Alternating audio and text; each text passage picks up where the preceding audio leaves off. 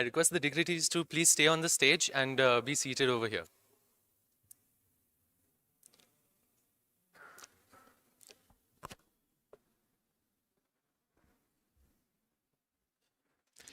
I request the dignitaries to please be seated on the stage for the picture.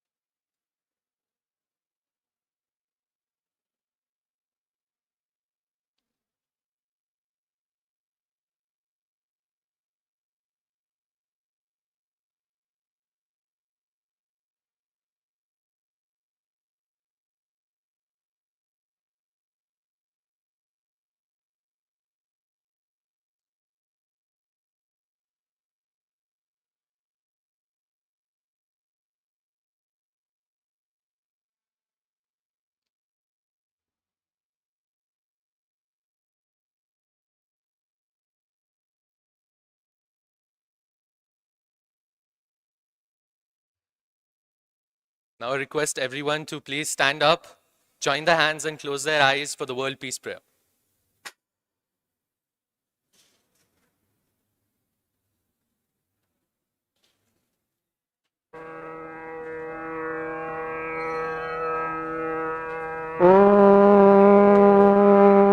नमो जियाभ्या वेद प्रतिपाद्या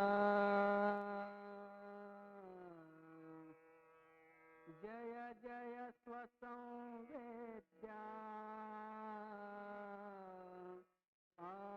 आत्मरूपा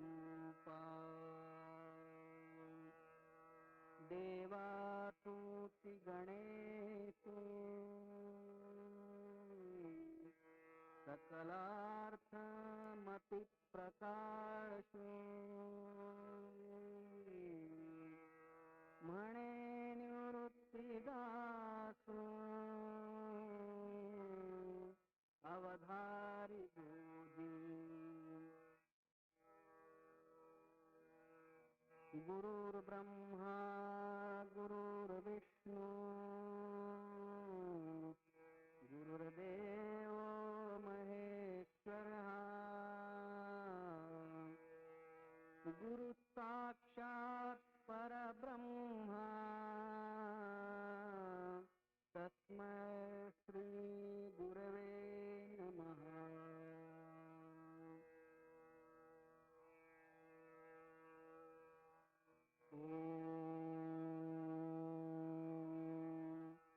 पूर्णमदः पूर्णमिदं पूर्णात् पूर्णमुदच्यते पूर्णस्य पूर्णमादाय पूर्णमेवावशिष्यते ॐ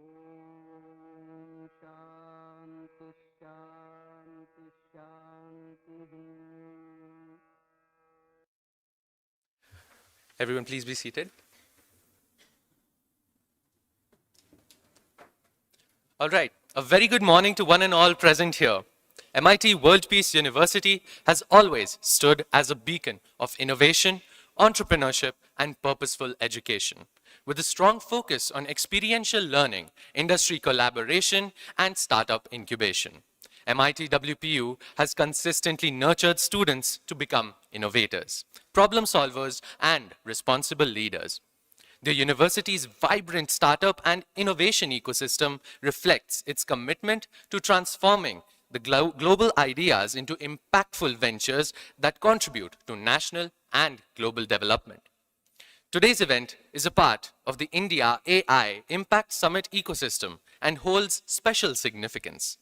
AINI 2026, Innovation Key, is an official precursor event to the India AI Impact Summit 2026, and it serves as a foundational platform leading up to the main summit. This pre-summit conference is not just a discussion forum. It is a thought leadership initiative aimed at shaping student-driven innovation and AI-led entrepreneurship in India. The proposed event is closely aligned with the core themes of India AI Impact Summit, particularly human capital development, innovation, resilience and efficiency, democratization of AI resources, AI for economic growth and social good, and science, research and academia industry collaboration. Through AINI 2026, we aim to translate these themes into actionable outcomes by empowering students with the right exposure, tools, mentorship, and institutional support to build AI-driven startups that create measurable social impact and economic impact. This platform strengthens the bridge between academia and industry while nurturing future-ready human capital committed to innovation for national development. Today's event is expected to set a benchmark for startup and innovation culture at MIT. This platform must be actively used by students to raise their genuine concerns, ideas, and aspirations related to startups, innovation, and the AI ecosystem within our university. We assure all students that every constructive and genuine concern raised today will be taken into serious consideration. Post this event, the ESL team will work towards translating these insights into actionable outcomes for the betterment of the university's entrepreneurial ecosystem. Following this event, the entrepreneurial cell, MIT WPU, will be representing the university at the India AI Impact Summit to be held at Bharat Mandapam, New Delhi, from 16th to 20th February 2026. This representation will place MIT World Peace University on a global platform, showcasing its commitment to innovation, AI-driven entrepreneurship, and national impact. We would also like to express our deepest gratitude to our founder president, Revered Professor Dr. Vishwanath Karad sir, our executive president, Dr. Rahul Karad sir, and our executive director, Dr. Aditi Karad ma'am, for their visionary leadership and for giving us this prestigious platform to host a ministry-associated national-level event on our campus today. Their continued trust in student-led initiatives and unwavering support for innovation and entrepreneurship empowers platforms like ESL to create meaningful impact at both national and global levels. We extend our heartfelt gratitude to Dr. Vinod Shastri sir and Dr. Ganesh Kakandika sir for their constant mentorship and strategic guidance to Entrepreneurship Cell. We sincerely thank Professor Nitin Pise sir and Professor Vittal Gutte sir, the faculty coordinators for this event, for the invaluable support and leadership. A special note of appreciation to Ms. Dipali Javle ma'am, who has always stood by us with unwavering support and encouragement. We are also honored to have Mr. Iksho Glace Virat, the rapporteur for this event from the ministry, joining us virtually today. His presence further strengthens the significance of this ministry-associated initiative and reinforces the national importance of today's deliberations. To conclude, it is important to highlight that ESL MIT WPU is the only student-driven body that is consistently working to take MIT to the next level in innovation, entrepreneurship, culture.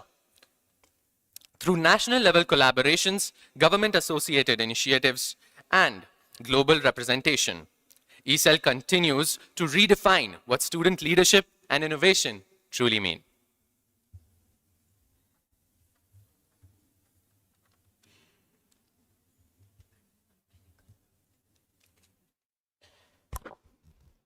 Good morning to everyone present here. I'm Rakshita Sri Srinivasan. And I'm Akshat Kampasi, and we're both second year BTech ECE students, and will be your student moderators for today. It is a true privilege to facilitate this discussion with our distinguished panelists as we explore how students are shaping the future of AI innovation. Rightly said. We begin today by looking at the very foundation of innovation, the university. For too long, academia has been a place for theoretical mastery. But AI&I 2026 marks a shift towards positioning students as active stakeholders and creators in the AI ecosystem today, not just in the future. Our goal for this panel is to explore how we can bridge the gap between classroom projects and real-world startups. We will discuss the institutional reforms from IP policies to academic flexibility that are required to turn our campuses into true launchpads for deep tech ventures. Joining us to lead this vital conversation are Mr. Santosh Yasle, Dr. Vinod Shastri, and Dr. Subhalakshmi Joshi. I call upon the dignitaries on the stage and we'll be introducing them one by one. So first up, we have Mr. Santosh Iyasale, co-founder and CEO of Opifos. A visionary leader in enterprise automation, Mr. Santosh is the driving force behind Opifos, an AI-native platform revolutionizing how organizations digitize and automate complex business workflows. With deep roots in the Pune innovation ecosystem, he brings a wealth of experience in bridging the gap between sophisticated AI technology and real-world operational excellence. I request Mr. Santosh to please come on the stage and requesting Dr. Vinod Shastri to kindly felicitate.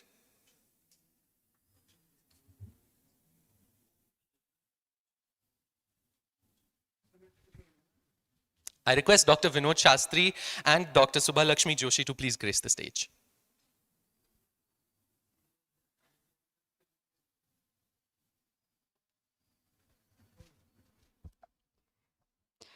Introducing Dr. Vinod Shastri, the Director of Entrepreneurship at MIT WPU. He is a pivotal architect of India's entrepreneurial education. Dr. Shastri is renowned for transforming academic environments into high-impact startup launchpads. With decades of leadership in shaping innovation ecosystems, he has consistently bridged the gap between theoretical learning and real-world venture creation. He is a dedicated mentor whose strategic vision has empowered a generation of students to evolve from graduates into active founders and industry stakeholders. Introducing Mr. Santosh Iyasale again, co-founder and CEO of Opifos. He is a visionary leader in enterprise automation.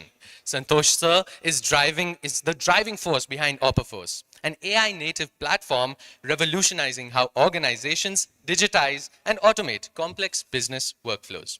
With deep roots in the Pune innovation ecosystem, he brings a wealth of experience in bridging the gap between sophisticated AI, technology, and real-world operational excellence. I request Dr. Vinod Shastri to kindly felicitate Mr. Santosh Iyasale.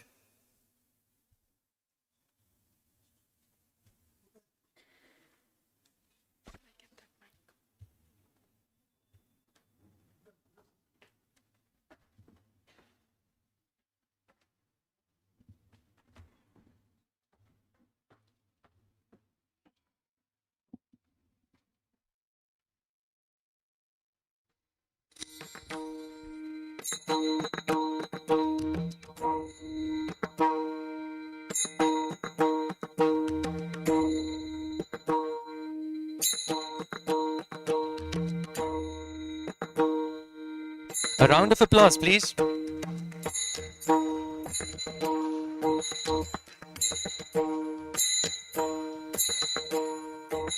Along with us today is Dr. Subhalakshmi Joshi, Associate Dean, School of Computer Science and Engineering, MIT WPU.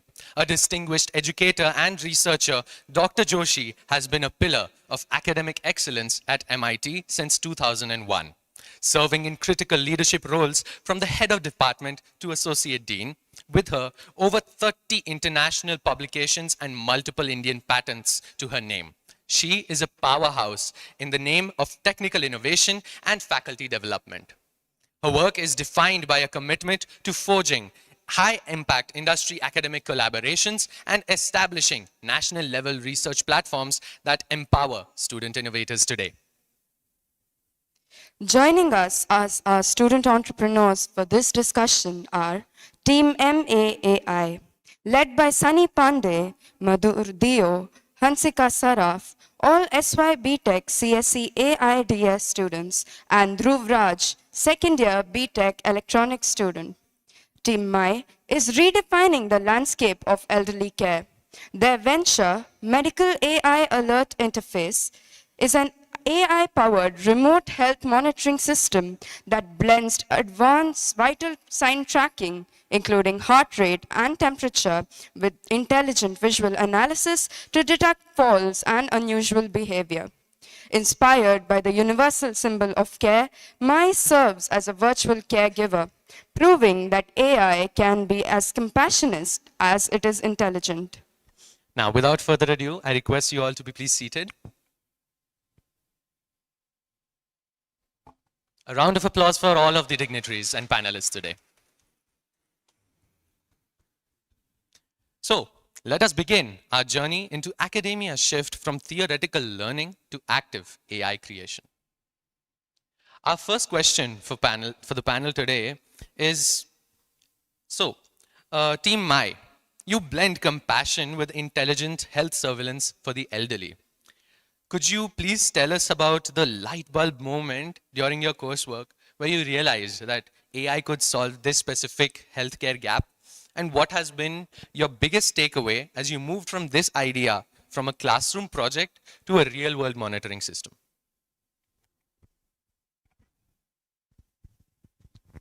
Like you said, this was indeed our classroom project. In second semester, in my first year, we had a subject called engineering physics, for which we had to make a project which used physics concepts. For that, I used a inertial measurement unit in my project. What inertial measurement unit does is, it gives you acceleration and gyroscopic data, and it uses capacitors to measure acceleration and everything. So the physics thing was involved in it. And personally, my interest is in electronics and software as well. So I was inclined towards making project in that domain. So I planned on making a remote health monitoring system for our engineering physics project. So I did it in second semester of first year. And later on, last semester, our university introduced a Vadhwani cohort to all the SY students, and it was very helpful for us because we got an opportunity to bring our projects and ventures in front of juries who were from industry. So last semester I talked to Madhur, he's my teammate, and we planned on modifying our project and make it more helpful and more interesting by introducing AI into it. So we added AI into it, like in our project, we are basically monitoring all the patients through camera feed. It continuously monitors what the patient or the user does and detects if they have what they are doing, if they have fallen and everything. All these things are monitored, and we do all these things are monitored. And what MAI does is gives the access to all this data to the caregivers and the family members as well. So whoever the patient's family is, wherever they are, they can monitor all their data and care for their elderly parents from anywhere in the world. That's quite impressive. A round of applause for Team MAI. A follow-up question to whatever you said right now. Throughout this journey, were there some pitfalls that came your way, and were there some specific learnings that you would like to share with everyone that maybe you couldn't foresee before you started on this entrepreneurial journey? One of the main problems we faced was accuracy in the sensor data. Sorry, uh, sorry. The one of the main problems our team faced is getting accurate data from the sensors. Basically, we were using commercially available sensors for our project. They were not medical grade sensor. What we were planning to do is use commercial sensors which are available for very low price and use multiple sensors from the same domain and fuse their data to get accurate readings from cheap sensors. So we were planning on doing that, and during that we faced one major issue. One of the main features of our health monitoring system, which differentiates it from other available smartwatches in the market, is giving ECG values at a very low cost price. For that, we use a sensor which is called AD8232. It collects all the analog signals from the ECG electrodes and gives it to the microcontroller.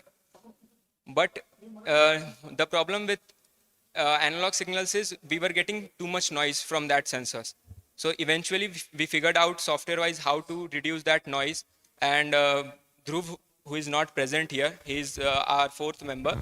Uh, we, we added capacitors and everything to reduce all the noise which was coming on the analog signal, and eventually we figured out how to solve it. So that was one of the major problems we faced, and we are still developing our second prototype, so there will be more problems to come and more problems to solve, but currently that was one of the major issues we faced.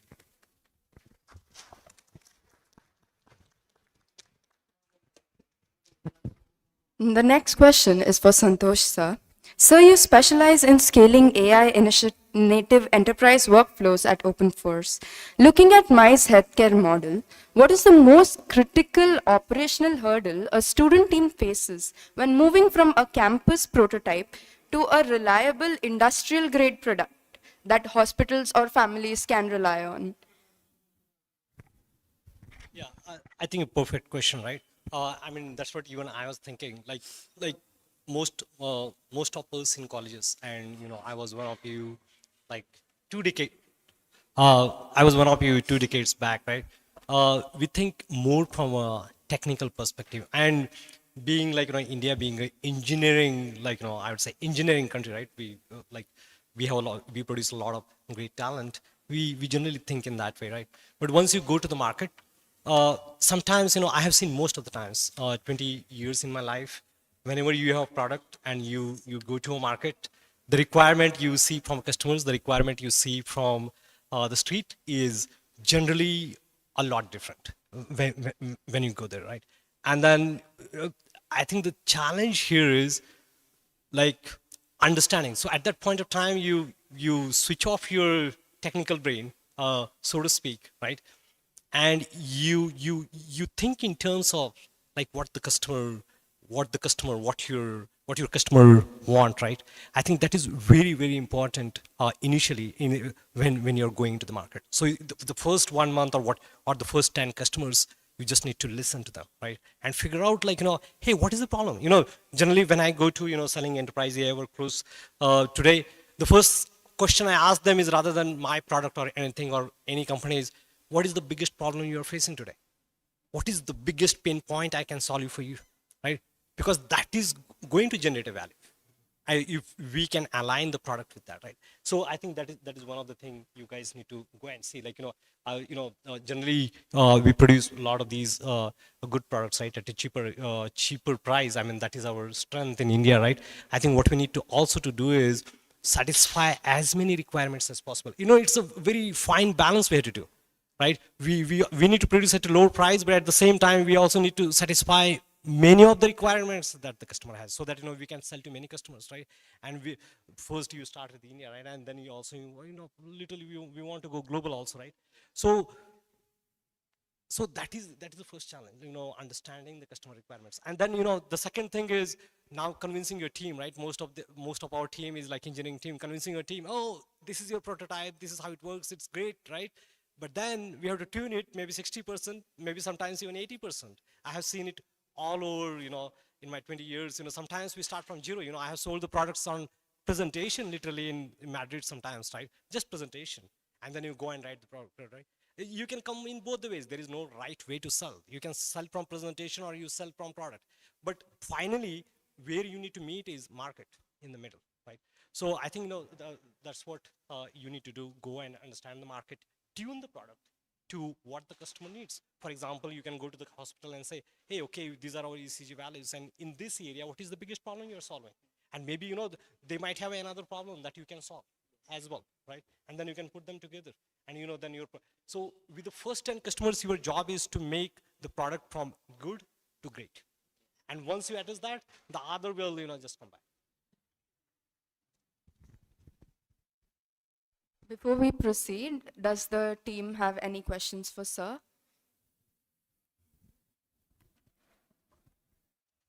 I just wanted to add on this. Okay, since our first product was just, sorry, am I audible? Yeah. Our first product was just a class project, right?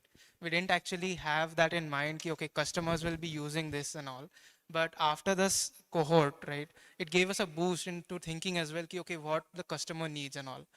One thing that we added as well was GPS monitoring. So GPS location locking and all. Another thing that we didn't expect or was a newfound hurdle for me was monitoring the values and all and moving through the legal aspect. For now, in case of medical data, right, there are certain guidelines like HIPAA or GDRP, right, which we have to follow so that data leaks are not there and all. So how would you suggest us to, or for anybody, how do we navigate that different scenario, which a student for his computer project, right, or classroom project doesn't account for? Like in the real world, right, you have to account for this, but this isn't a training which we've had to, right, how to navigate this. See, I think, still, so, see, I think, in healthcare, right, I think in India, we are still lucky, okay? Yeah, I If you go to US, I will tell you, the kind of regulation the system has, just makes it impossible initially to even to get your product started, literally. So Right. I think here, our system is quite open, and so in that way, we are very, very lucky, right? I think to answer your question, I think what we need to do, I think, and then Sir has, I think, some suggestions earlier on the emails also is, like, we need to have some structure in the institutions like yours, right? I mean, this is one of the best institute we have Yes. in Pune, right? So definitely, I think what we need to do is go from, like, having the best education, best students, to also a best structure to produce these kind of companies. And for that, then yes, technology is one part of it. Solving customer problems and all, it's one part of it. The other part of it is a little bit of industry guidance, a little bit of mentoring, a little bit of talking to people from the industry who is in that industry for 25 years, for example.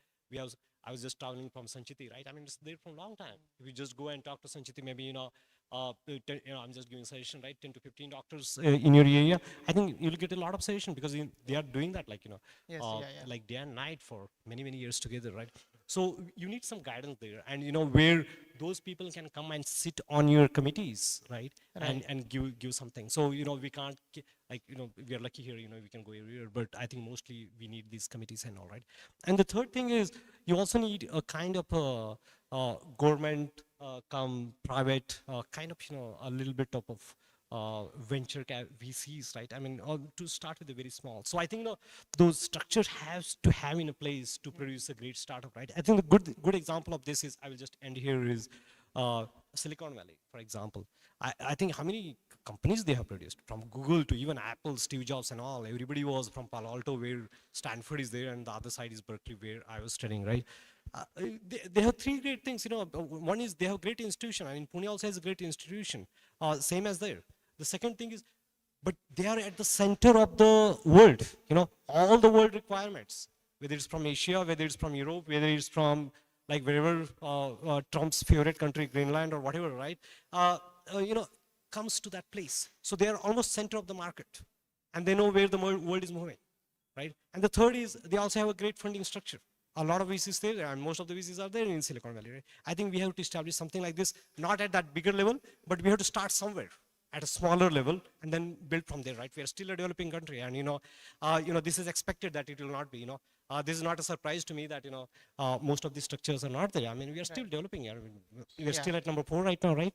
And it's going to take some time to build it, and we have to start somewhere, build that structure, and go from there. Sir, I would also like to add something. Like you said that the major goal is to take the product from good to great. So one of the major thoughts that led us to develop this is our surrounding. Like in today's generation, all of the youth is basically outside. They're not living with their parents to grow. There's just this motive, there's this conceptual thought that you have to go away. So this was a major goal to develop our prototype that we have our competitors in the market, that's right. But the major attempt that we initiated with this is that the cost, taking India's legacy in mind, that most of the backward people that live in the villages, they are not that financially great. So that was our major goal. And currently, we are also developing our website. So that would be the major issue that we saw with our competitors, is that the website and the user interface that they have is not for the elderly use. They are not that comfortable with the use. So we are developing a website in that way only, that the people in the backward areas are comfortable with that. The doctors that are related to that, they are also comfortable with that. So do you have any suggestions on what all should we include in that side? Or Let me try to understand your question, right? I mean, you said, there are major competitors in the market. The product is good, mostly targeted towards the backward area and people with the having less access to the financial resources, right? yes, sir. So your question was like, how can we go to the market, like go to market for that Yes, segment? sir. Yes, sir. Okay. So, see, I think, for like even our company, right? I mean, it's very, very, I'll just give a gist of our company, and, you will know what we are doing, right? Yeah. See, in the major market in our area where we are doing an enterprise AI, right? Is, what we do is automate everything inside a typical enterprise, from your HR payroll, your departments, to your manufacturing, all the, automating everything from robots with software and all those things, to your supply chain, to inventory management, where, all the products are coming, you're producing finished products, to kind of, marketing as well, right? Your marketing, customer relationship management. So we do everything. If you see the top company that is in the market today is SAP. If you take top 500 Fortune 500 companies in the world today, 90% of them use SAP. They are in the market from 25 years. It's a German company. It's a great product and all, right? But the thing is, it's been built a long time back, right? Yeah, I mean, Maruti 800 was also a great car in 1995, right? And may not be today, right? It's something like that, and we are very small. We have built the product, but we have a similar problem. We are also targeting smaller enterprises, not the big enterprises. You Yes, can't sir. fight with the bigger player, as you start your journey, right? So I think the idea is just great, right? Yeah. Where when you want to enter the market, you do. It's better you don't compete, right? Because Yeah, you don't right. have financial resources. You don't have the other resources. I mean, Right. everything putting together, right? Yeah. So I think to go to market in this case is number one, make sure your product is good. Right. So word of mouth works. Yeah. Okay. If few people are using it, and then if they tell to their other 10 friends, it works, right? That's number one you should do. Number two is have a great website, right? So when Yeah. whoever is is interested into it, they can find.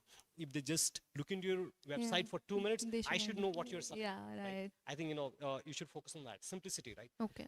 And the third thing is like use channels. I mean, you guys are lucky. I mean, in our time, it was not there, but now you have all Instagram viral thing, this and that, Right. right? I mean, try to use it. And you are in colleges, you are in you are in MIT, maybe send it to Bharti Vidyapit, send it to some other thing, right? I mean, you have common friends. I'm sure everybody has a common friends, right? So send in the groups and make it make it a little bit of, let people look into it and all those things, and then it'll work. Make it the new trend, like Yeah, you say. exactly. Yeah, okay. I mean, some part of it. Like, see, the GTM is like, I don't think you and I have solved it. Okay. I mean, you always, you're always working on it. It's never perfect. I mean, you strive for best, and you every day you have a new idea, right? I mean, there can be multiple ways to do it, but you have to start somewhere. Yeah. So you can start with that. thank- Start with the website, and then go forward from there. Okay. Thank you so much, sir. Thank you so much for your insights, sir, and the team. Sir, I would like to ask a follow-up question since you have years of experience with open force, right? So we've seen a lot of students lose their morale after a certain problem shows up multiple times during their startup journey. So what are the things that a team should not do when focusing on their startup journey or like deciding to build a startup? What are the qualities that are required for student entrepreneurs in order to build a successful startup that actually goes into the industry and does not just end up as a failed venture? Even I have half of the answers, right? But I will tell you based upon my journey, all right? I think one thing, because see, startup journey, guys, like very, very hard, okay? Let's face it. It's pretty hard, okay? Very, very difficult to survive, okay? And one of the thing I think that helps you to survive is you need to have a belief into the problem you're solving, right? You need to be absolutely, absolutely passionate about it. Otherwise, guys, you will say, oh yeah, that was an interesting problem yesterday, but today, not so much. I'm facing a lot of issues, and so you will give up if you're not very passionate about the problem you're solving. So just make sure the problem you want to solve, you have a great reason to solve it. You are very passionate about solving it, and you are dedicated to solve it for the next 5 to 7, in our times, say 2 years back, not even our times, right? We used to say 7 to 10 years to solve it, right? In the AI world now, I think I would reduce it, right? I think at least minimum you should be able to work on it for 5 to 7 years. So once you're convinced on that, then if these daily problems, right, will not affect you so much, right? Because you are committed to it, you are passionate about the problem you are solving. For example, in your case, right, you are passionate about giving this device to people who don't have access to too many financial resources. These are mostly poor people, right? And probably that is a passion, right? So I think you need to figure out something like that. See, money only just, if you're trying to solve a problem only for money, I will tell you, your passion will go away very soon, right? You need to have a very fundamental, a deep, deep reason and a belief to solve that problem and to execute on the problem. Not only the dreams, but also the execution plan, right? So that is very, very important, right? Second thing is also a team. See, in today's world, right? No, not one problem cannot, one person cannot solve all the problem. I mean, I'm telling you, those days, I remember when we used to watch cricket, right? It was Tendulkar. So I think in those times, right, he was the only one who used to play great, right? But still, India used to lose half of the cricket matches, mostly, right? Because there is only 1 or 2% who is playing it, right? But today you see our team, right? We have 3 or 4, and then we win most of them, right? So it's the same thing with the startup. You need to have a very good team, right? At least 2 to 3 people, very solid, right? That will stick with ups and downs, right? I mean, one day will be good, but the other day will be not so good, right? And you have to survive through it. I mean, it's just you guys must have seen the roller coaster ride, right? It's a fun, but it's very scary. Damn thing, right? I mean, one time you feel, oh, damn thing, it's going at very fast speed, and I'm enjoying it, right? The other time, oh, I don't know, it's very, very scary, right? Startup is almost like that, Well, at some point you'll feel, oh, it's very good. It's or event like this, or when you're pitching to customers, or it's all good, and you're solving a problem, and you're struggling with the resources. uh, not so good. We have lost many customers, where we are unable to deliver, because there are no resources. We have, constrained with multiple resources, number of employees we have, number of, number of people we can hire, number of marketing we can do. For a startup, there is a lot of constraint, right? You cannot execute on everything. So you need to have a great team as well to survive through it, right? And then it also needs to be fun, right? I mean, uh, uh, uh, like if it just becomes a serious journey, then it becomes a little bit this one. So you need to have these other things, right? I mean, like I was saying earlier, a conviction, right? Sir, I had one follow-up question to your answer to what not to do as a student startup. Like nowadays, everything has AI. Fan, even some chairs are AI enabled. So I wanted to ask how we ourselves do not end up like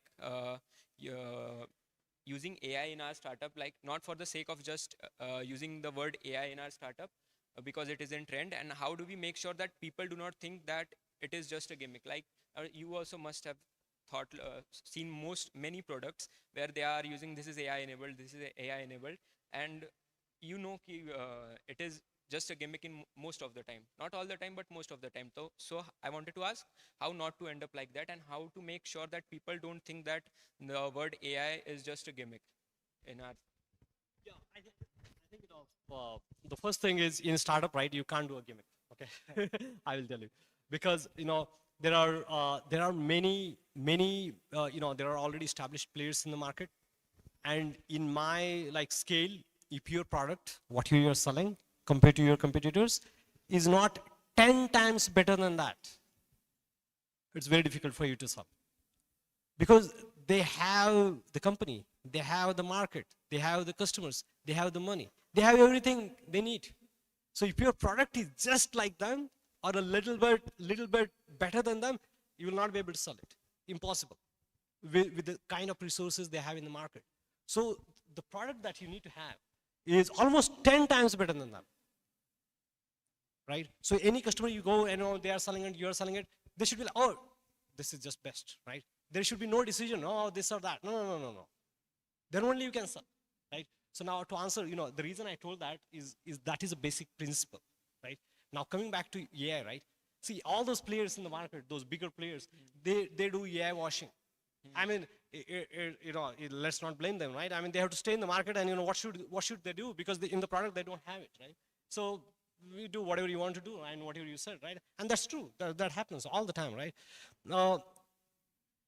But then with that you can survive for you have very small period, right? Maybe 6 months, maybe 9 months, maybe like 12 months, by the time your other competitors picks up and delivers the AI, right? So they know that very well. So they do all those AI washing in the front, and in the back end actually they are working on it. Mostly all the great companies and big companies do that. In the front, they will be doing that. In the back end, actually they will be seriously working on it. So coming back to startup, we don't even have that option of doing any gimmicks or anything. I'm telling you, there is no option at all. So you need to use the AI in a very perfect way that solves the real market problem, and it needs to show up. It needs to be seen, right? So now coming back here is, I think the way you should think, while traveling today in a Pune traffic, I'm sorry for late. It's 2.5 hours I was in the car, right? And then I was reading a little bit about Satya Nadella, and he was in Davos, and he was talking about this one, right? And then he was saying, like, the industry itself need to have a different mindset, where we need to think of work in terms of workflows. Like whatever work we are doing, think in terms of workflows, and then see literally what part of that workflow. Imagine it's A, B, C, D. What part of that workflow can be done better by AI, isn't it? And if that can be done better by AI, then better AI do it and not you do it, right? I was talking to one of the customers yesterday. They're filling all these, invoices, creating invoices in Tally, right? So spending almost 6 hours, a Delhi customer, right? I mean, in today's world, when I started, right, it's a clerical work. My manager used to be from Mumbai, right? And then he used to tell me, Santosh, no matter what you do, you have to always do this clerical and grunt work. There is no option for it, right? And literally, I had no option for it for almost 10 years. But now you guys are lucky. there is option for it. AI can do it for you, right? I mean, there is an invoice, yeah, AI can read for you, can fill for you. You don't have to, read and write, fill the same thing and spend your 6 hours on it, right? Exactly. So coming back to your question, right? I mean, tying those things with you need to use AI there, where the human is doing a 6 hour of work while your AI is doing in 30 seconds. That's the value. That's the time you're saving. It's not only time, you're also saving his money, right? And you're also saving his time to market. Now his accountant would have done that in 20 days. I'm helping him to do that in 1 day. So now he's 19 days of his accountant, he's going to spend on going visiting projects and doing great work, right? And helping them move the projects there, right? So I think that's what we need to do from startup perspective, right? Where I can use AI to literally add value to the problem and not as a gimmick. Much, sir. I have a question for both the academicians sitting over here. So, Dr. Shastri, you advocate for university policies like academic flexibility and startup credits and the sort. And Dr. Joshi, you are a leader in engineering education and research. So, could you both please shed some light on how we can better utilize the campus research platforms to ensure that projects like they extract and get all the information they need and aren't just technical exercises but also aligned with the national goals? Yeah, I would like to focus on the research part of the university, which is playing major role for as an ecosystem for startup and innovation also. We have a researchers across the university, all your teachers, facilitators, they all are, most of them are doctorate and they are pursuing their further research. During the journey, they are just taking the help of the student to take the research ahead with the mentorship, and the student can publish their research paper along with the faculty members. We have this system with national research conference for the student as well as the faculty members. Till now, we have around 7 research conferences, and we have seen the idea generation through the research paper is now converted into the startup with their product. I have my own example when I published my research paper in 2009 on RAID 5 on secured storage virtualization. The same concept was used by Singapore-based company. So similar type of prototype, the product idea generation is basically facilitated by the faculty members through various concepts, and then the student, they themselves ready to write the research papers and which are then published, and we get lot of citations on those research papers, and that results into the idea generation where the prototype is developed by the student and very well acknowledged by the industries. We had tie-up with big industries like Barclays and so many, like we have a tie-up with Cisco Academy also. So the students are nurtured through the training program like Center of Excellence, through which, again one part of ecosystem for the startup, through which they get to know various skills, they understand, they learn the skills, and they are supported by the faculty members who have been also trained through the faculty development program, and that complete ecosystem helps the students for their startups and entrepreneurship. Thank you. Yeah, thank you so much for the question, and ma'am has very aptly responded, particularly in terms of the research facilities and the hard infrastructure that is available. I think as an entrepreneurship educator, I of course have another perspective on this. The most important being that while all the facilities exist, there is probably not enough positive voice about entrepreneurship going around. Most systems are directed more towards placement orientation rather than starting up, and starting up has also been over glorified. So one of the most important entrepreneurial qualities that is always spoken about is risk taking. The moment you say that risk taking is the most important quality, most people would back off, because risk taking doesn't come naturally. So the way the whole thing is presented is, entrepreneurs and startup founders are presented as some superhumans, and most people don't consider themselves as superhumans. They think they are normal people. But what we probably, forget is, normal people can have curiosity. So I think that curiosity is a way more important quality than risk taking. Nobody takes risk willingly. I have spoken to multiple entrepreneurs, and whenever in the initial period, I used to ask that question, how did you take the risk? The answer in most cases was, I never thought there was a risk in what I was doing. I was just curious. I was just motivated to do this. I didn't take the decision because it was risky or knowing that it was risky. I never felt it was risky. I thought I can do it, and that's why I did it. So it is probably, the non-entrepreneurs who attach that risk-taking quality to the entrepreneurs, whereas they never take risk consciously. In fact, many people have said, if I thought it was risky, why would I do it? I did it because I didn't think it was risky. I think it's we people, the academicians, need to send out the right signals. Entrepreneurship is not about being risk taker. Entrepreneurship is about being curious. So, what lies behind that door? Now, the moment I open the door, I may not fall in a gorge. For all we know, it could be a beautiful sight out there. But I need to be curious enough to walk that distance and open the door, try to open the door. So I think it's that. So I'm not going into too much of detail because if I speak about 10 different things, nothing will stick. So I'll just say that as a message to there's a large student community here, and through them I would also love to reach out to the others, that please take it out of your mind that you need to be a risk taker to be an entrepreneur. The moment you believe that, then it's going to do more disservice to you, and you are going to run away from it than run towards it. So just accept this fact that you need to be curious. And let's have a raise of hands. How many of you think you are curious? Are you curious about multiple things, different things? Then you are all qualified to be entrepreneurs or startup founders. And if I ask you, how many of you think you are risk takers? I'm not very sure, how many of you will raise your hand. And what do you even mean by risk taker? Does it mean that, riding your bike at maybe a speed of 80 or all that kind of thing? So we haven't even experienced what that risk taking is. So let's forget about that.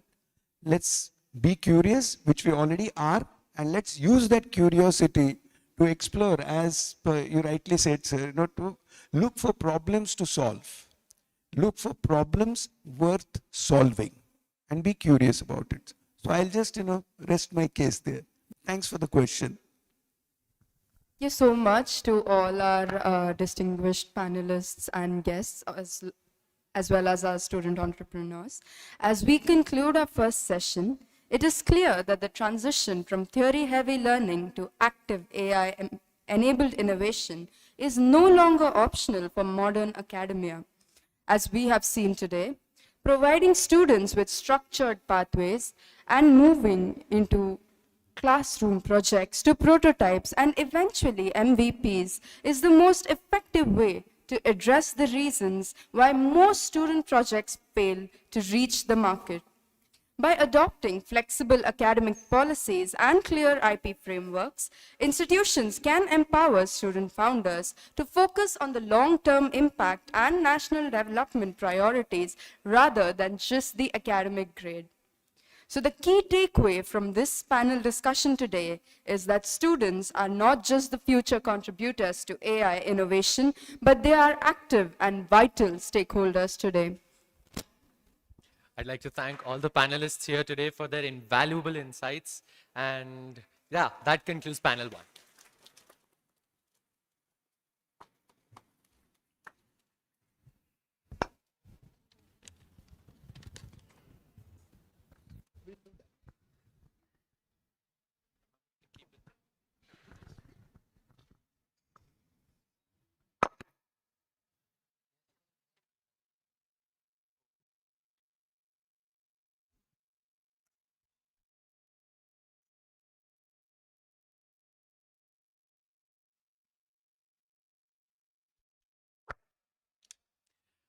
All right. Our next session focuses on the how of innovation, democratization. The power of artificial intelligence should not be restricted to those with the most resources or the most technical backgrounds. In this session, we will explore how inclusive AI allows every student, regardless of their discipline, to innovate, create, and impact. We will dive into open source, low cost, and no code tools that are leveling the playfield for student founders. To start us off with a keynote on this ecosystem, please welcome Mr. Gaurav Adke. Huge round of applause, please. Introducing Mr. Gaurav Adke, General Manager and Data Scientist at Michelin India. An IIT Bombay alumnus and a seasoned AI practitioner, he leads applied AI research at Michelin India. With multiple patents and extensive expertise in reinforcement learning and computer vision, he is a master at applying deep tech to industrial scale challenges. He is a passionate advocate for democratized AI, making high-level technology accessible to innovators across all disciplines. Please welcome Mr. Gaurav Adke with a huge round of applause. I would now request Dr. Subbalakshmi Joshi to kindly felicitate Mr. Gaurav Adke.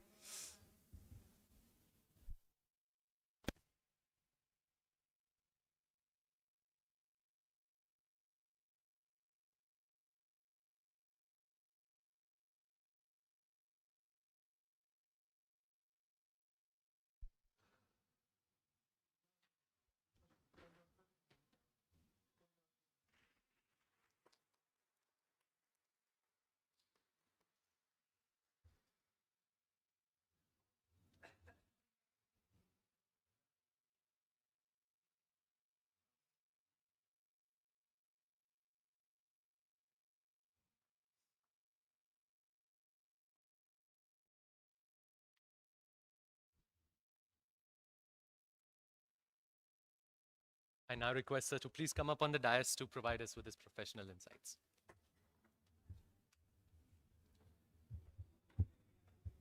Yeah. Yes. Thank you, everyone.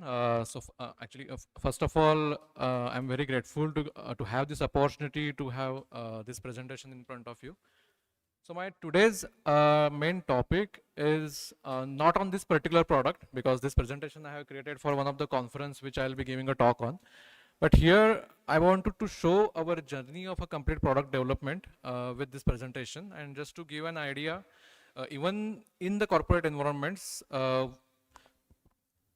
sorts of technological challenges we face, explorations we need to do, and develop the particular product. Can I get this? Can I get basically the remote to change the pointer or something?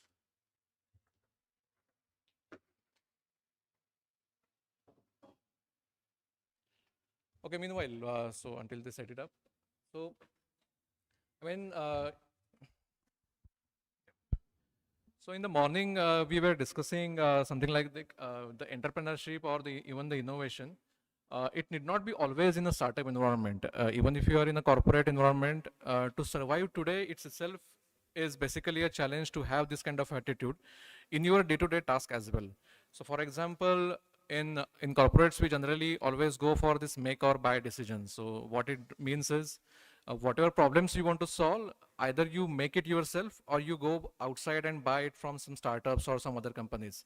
So for example, as an employee, if you are not having this attitude of having a good product development attitude or exploration attitude, basically company will always go into a buy mode, and then your survival itself in the company will be at question. So through this product journey, I mean, I don't want to go into details of this particular product, but you can have this attitude. Sure. Sure, sure, yeah. Okay, yeah. Yeah, so basically, I don't want you to go into details of this particular product, but to have this product development journey, that what sorts of steps we need to carry out at each stage of the product, whether at the beginning of the product, in the middle of the product, or towards the end of the product. So I kept the overall content very simplistic. I will talk about the product first. What was our motivation to work on? What were the challenges we faced? Then current state of the art, and what is the current state we are at for this particular product. Yeah.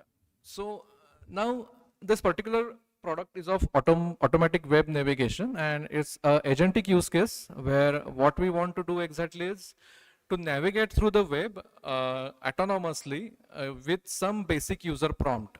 And then at first it may seem like it's very trivial, because for example, if you want to do something on the web, you are very well doing it every day. I mean, through mobile or even on the laptops. But you can imagine in the corporate environment where say for example in HR department, where the employee has to download hundreds of employees' resume from the website. So he or she cannot go hundreds of times to the same web pages, click on multiple buttons to download and then save it something. So for that, this kind of scenarios, we can automate it through the agentic use cases. And you can see in a way it is actually giving a huge productivity boost. It is improving the efficiency, because now if these things can happen in the background, the same employee can focus their attention to much productive use cases as well. So our main objective was to develop this a low code, or going forward a completely no code platform where even the non-tech users, for example, like from HR department, sales department, marketing department, I mean, they are good at their domain, but they are not very good into technological stack or AI stack to use it for. So to use some kind of a product for them, and to sort of democratize it across the company. And what I mean by democratizing is like making the AI products available for non-IT, non-technical guys to do their work smartly. That's what we intend to do. Yeah, you can actually go still ahead. So these are some of the details of a web navigation where, for example, if you want to navigate through a certain web pages, as a human using our cognitive skills, we are very well versed to navigate through any of the products, or even if you see some website for the first time, you can still navigate very smartly or very hassle-free in these web pages. But for the LLMs to go, or the agents to go through this web pages, the agent would require huge reasoning capabilities and huge understanding and instructions for them. You can go to the next one. So how we have formulated this entire workflow is that user will just give a basic instruction. For example, here on Amazon website, just to look for a smartwatch, and then just buy a particular brand smartwatch from the website.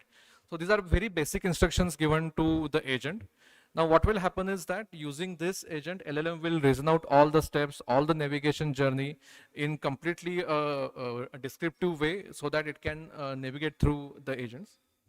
So you can complete the entire loop. Yeah, yes, I think yeah, that's previous. Yeah. So this is the product what we developed initially, and we also published one paper in the conference to develop this complete agentic platform. So our idea was that if we can develop this agent which will navigate with some basic instructions, it will be helpful for across the various departments in the company.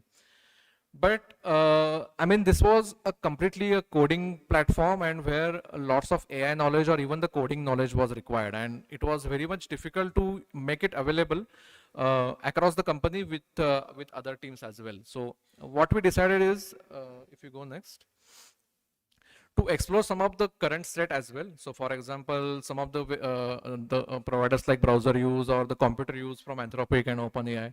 So what they do is they provide this kind of a web navigation scenario, but still they are not completely no code. So some integration into their journey is definitely required. So what we did is, after even developing our initial product, we actually thought that we actually have done something well, because we also had a publication. But like I said, there are another startups which were working much faster than us, and they could develop a much better product, like something like browser use, like kind of a competition to us. So what we did is, instead of just sticking to our own product, because just it is our own product, we thought to go beyond our product and just drop that and just get the browser use, and then build the democratization layer on top of the browser use itself. So if you go to the next one. Yeah, so this is what we built actually. Now our underlying agent is the browser use, and we have built the interface layer on top of that one. So what does it do is it will take all the coding hassle, all the technology hassle away from the user, and now user only has to write only a simple prompt to navigate through the web pages. And now with this, all the tasks like web navigation, web scraping, form filling, doing it like hundreds of times through some of the iterative use cases is easily available to the user. So the idea here is that whenever we develop something, since we are sort of from the technological background, we sort of stop at whenever the product is developed. But whenever you want to publish a product to a common user, you also have to think from their perspective that how they can use it very hassle-free or very easily, so that your adoption rate would increase whenever you make a product within the company or even within the startup itself. So if you go to the next, and even on this as well, we are actually published one paper in the conference, which will be in Spain next month. Now, what we wanted to do is, even within the company, whenever you build something, there is no direct takeaway. I mean, of course, at the startup, you have to struggle to push your product to companies to make them buy. But even inside the company, there are also this kind of a struggle always happen. I mean, it could be a little hard to believe, but this happens. So to make our various departments to believe into our product, to start using our product, we had to do a use case validation for that one. And for that, we actually talked to one of our retailers, the tire retailers. So what their main problem statement was, to identify the competition retailers for them. For example, if you have a DMart over here, and in multiple locations of in Pune, DMart stores, is there any close by a competition store? This kind of analysis. And you can imagine to do this kind of analysis, an analyst has to go through the websites of DMart, identify the list of stores, their addresses, their zip codes, then identify a competitor's the stores, and download everything, and then get their coordinates, and then download everything, and then do a particular business analytics on that one.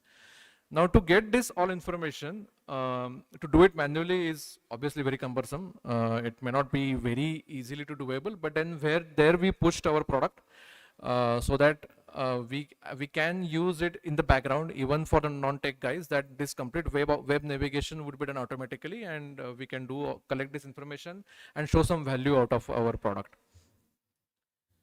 Yeah, you can go to the next. Yeah, so this is, you can go to the next. I think next. So this is just the details of how it can be used. I mean, it can be just given a simple prompt. We wanted to make it very easy remove any entry barrier in using the product. And just these are some of the animations where how it is navigating to the web page in autonomously without any instructions. So if you go to the next. And once we have done this web navigation iteratively, what we have done is we have collected this data. And once we have that data, you can use any business analytics tools to generate a distance map. If you go to the next. Yeah, these are some kind of analytics what we have built.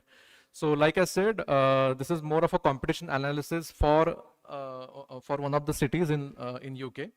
And once we have all this information, which we could now easily collect through the web navigation using our agent, now this analysis otherwise would have taken literally months to do that. Now it can be done in few hours or up to a few days. And that's what we did. And with this, we could actually able to convince even the internal department that now it is actually adding a value, and they can start using it into day-to-day life on there. Go to the next. That's all. I think that's the major journey what I wanted to present. The idea here is what, whenever you start building something, we actually build this entire agentic flow ourselves, but then what we observed is that some other startups is actually doing slightly better than us. So instead of getting disheartened at the beginning, we actually adopted their own product and then built the interface, the democratization layer on top of that one, and then carried our journey forward. And then now at this stage, we are actually have achieved our objective of productionizing it across the company and then utilizing it across the company. Thank you. That's what I wanted to present today.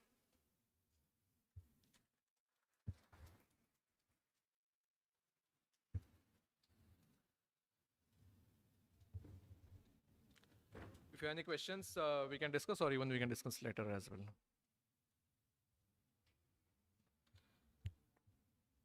Yes.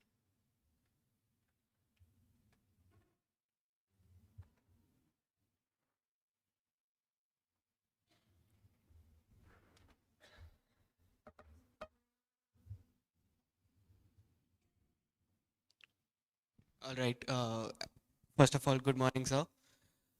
So we could say that automation is a very important part of the upcoming industries, right? So my question to you, I'm taking an example of air traffic control. Okay. Why that area is not getting automation yet? Because I was just reading data from Wikipedia and articles about people who have worked. They say that that job is 90% of boredom and 10% is a highly stress area. Yes. And right now, the 85% of the job is done manually. And there's a percentage, like at least 15% you can cut off and make it automated. So we have people out there who can do this, and we have us who are interested in doing automation, building agents, and as you explained. So why is that industry not getting automated? Good. It's actually a very good point. I would like to answer it in some slightly different way. So, for example, now this automation is gaining a huge momentum. I mean, across all the domains of be it finance or even technology, the things are getting automated. So to develop any of the automation, either through agentic way or through scripting way, like this robotic process automations, we need to have validated technologies to do that. For example, earlier it was a scripted way. Now it is agentic way, which is doing that. Now these are as a tool, these are still in the evolving stage. Now, whenever we do some kind of automation, and we are sort of relying on these tools to make it work seamlessly without any fault. For examples like this web navigation, even if there is a fault, it doesn't work. It's not that like something is going to fall or some is going to be a very life-threatening risk. So there we can actually experiment with these tools and make it work, or even if it doesn't work, we can still improve upon. But for example of air traffic control, or even for that, say in medical science, if the automation goes wrong, the consequences could be very catastrophic in that way. So there, in my opinion, these tools are getting evolved. Their experimentation is happening in some kind of a little low risk areas. And then when they reach a certain maturation stage, then definitely, of course, this will go to air traffic control or kind of highly risky domains as well. But then this will come, may not be right now, but maybe down the line, 5 to 10 years, it would come. But it's actually a very good point, and actually the industry is going towards that kind of automation. So basically choosing safety over speed. Is safety, or I would say a reliability or robustness of the tool, automation tool over that. Once that reach that desired level of robustness, it will obviously go into the risky domain automations as well. I actually had another follow-up question. Sure. So MIT recently just released a research paper in which they disclosed a recursive analyzing model. So which works like a RAG model, Okay. but it keeps the context for a longer period of time because the model is calling itself recursively. So using those models, RAG models or agentic models, how do you differentiate which would be better? Or what are your views about using each one of them?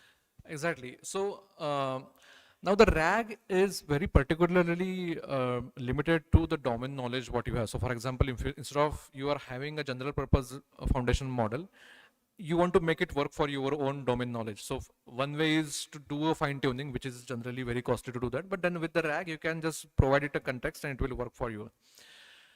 And with the agentic now, agentic is more widespread and more explorative way of doing that, even beyond going your documentation or knowledge base what you have. So for example, this particular website navigation, we do not have a documentation how to scan through Amazon just to use a RAG for that. But for that, it has to use its own reasoning, scan through everything, fail it multiple times, iteratively do it. So there, this kind of a scenarios, the agentic will be really of helpful. But RAG is like more of using your stored knowledge to do some typical routine tasks. There would be a RAG would be much helpful. That's it. Thank you, sir. Thank you. Good questions.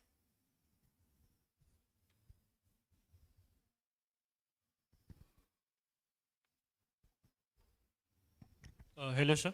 Hello. So I had a question about hallucination on autonomous agents. Yes. So right now, taking your use case of the website scraping by using browser agents. So the only problem right now with AI, apart from the computational power, is hallucination. And how are we dealing with that in physical fields? Exactly. So hallucination is actually a very big problem. So what happens is whenever you ask a very general question of I just go through a particular any website and find me a smartphone. So when the instructions are very vague, the chance of with this vague instruction we are actually giving a very random instruction to LLM, and then the exploration attitude will go from the LLM side. I mean, the probability of the next token will increase. It will reduce, and it can generate any random token. So what happens is that instead of that, if you give very specific instruction that go to particular website, search for this product, and then click on that one, then the overall exploration from the LLM side reduces, and it just goes to a pinpointed direction because we are guiding it to go in the pinpointed direction. So in industry, currently what we are doing is to avoid hallucinations. Whatever parts we could automate through some deterministic way, we actually are doing with that. And wherever we have to rely on some reasoning model, reasoning capabilities, then only we use the LLM. So that stochasticity of LLM will be restricted only for the reasoning. So even if it does go wrong, we have this iterative mechanisms which will correct itself. So try to use the combination of both old very proven techniques of automation with some reasoning from the LLM. So with that, you can actually balance or even sometimes remove all the hallucinations from the system. Yes, sir. But the problem with proven techniques is that we can set up a proven technique, but the problem is that AI gets stuck in a loop, and until a human has to come in to stop the loop and somehow tell the other command or the follow-up command, Yes. it is stuck in itself in the same command. Exactly. So now actually this mindset difference. So whenever you do something with the earlier automation, it was like you give a command and it will do it entire work on its own. But now with the AI automation, what the trend is happening is the human or the user has to be there in the loop always. So for example, if you have seen some of the demos from Google's anti-gravity or Cowork, so what they do is you give an instruction to a anti-gravity, it will generate a product for you. Then it will ask you whether it is good or not, and then you can highlight that, change this image, and something like that. So this kind of continuous iterations from the user will make the product better. And even now the interaction window is also increasing. For example, earlier from ChatGPT you wanted answer in 1 or 2 minutes, but with anti-gravity or something like that, they're expecting interactions could be up to long as 20-30 minutes or even up to hours. So with this kind of a longer interaction, there is the chance of betterment and iteratively correcting something is better. And then there we don't have to completely rely on LLM, but human interactions will help there. So, sir, coming on to anti-gravity, I have been using it for the past 1 month or from the launch, I guess. Okay. And the problem is like coming onto the job market. So I don't know web development, but I have made the whole websites, 2 of them, the whole front end, back end, through anti-gravity. I don't know the code, but I know the prompting and I am very good at it for myself. Yes. So how is that going to affect us in the future? Yep. Actually, it's a very good answer. I don't have a direct answer for that question. But in my opinion, going forward, the role of a project management or the product manager is going to increase instead of, say, a web developer or the data scientist or a data engineer. So whenever you see something, you think of it as an end-to-end product. So earlier what used to happen is, I'm a good data scientist, I'll build some computer vision model for a classification and my job is done. But now it's not only that, you have to think from the entire pipeline perspective, that how will it will go into the hands of the user, how will they use it, how will their user experience it's gonna be. So this entire thinking has to be there, and then you build this entire product from end to end. So that will sort of make you survive in the industry, and then of course you can develop in the industry, but then a limited narrow scope of developing particular one job of this entire pipeline is certainly going to harm you, and then that role is going to die out in near future. So just have a broader view of entire product into development. So like currently we have many engineers idly sitting at home because they are not very familiar with the AI situation right now, like the pass out batch of between 5 to 7 years before. So what I was thinking is, why can't we create a system like that? So like I know AI and the engineer, the one sitting at home. So they can pair up with me and they know the code and I know how to prompt the AI. And why are not we doing it like that? So, I mean, in a corporate environment, there are multiple challenges for that one. So, for example, as an organization, we don't want our data, our know-how to go outside to some third party. I mean, there are ways to onboard the vendor and work with them. So that's one limitation. But then there is this freelancing way of working on it, where you can collaborate it, and there could be a platform where which bring developers and entrepreneurs or the innovators bring together, and they can solve this kind of issues. So it can work on smaller scale, but to build it on a larger scale across the enterprises, still the trend is to stay inside the company or get restricted through a vendor development. Maybe in the future it will go outside. I mean, like you were saying, instead of, like I even said earlier, like this make or buy decision, that companies will also start going outside. They have already started, but now it will go further again, and then it will truly democratize. Even if you're not particularly working for that company, or you don't have a job there, but still you can work with them and start developing a product over there. All right. Thank you, sir. Thank you.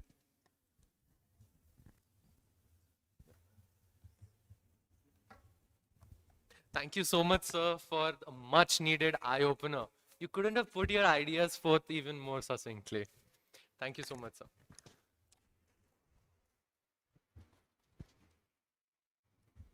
Now it is time for a fireside chat featuring Mr. Sagnik Ghosh with Team CropMind.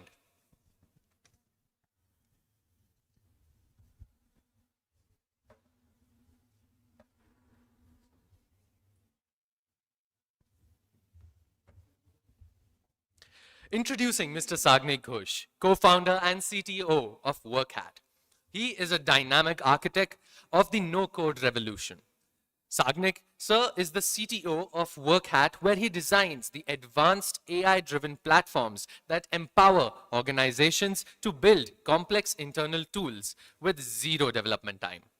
A dedicated mentor and innovator, he embodies the spirit of the student entrepreneur-led journey, moving rapidly from a classroom concept to a global product launch. I now invite Dr. Vinod Shastri to kindly felicitate Mr. Sagnik Ghosh.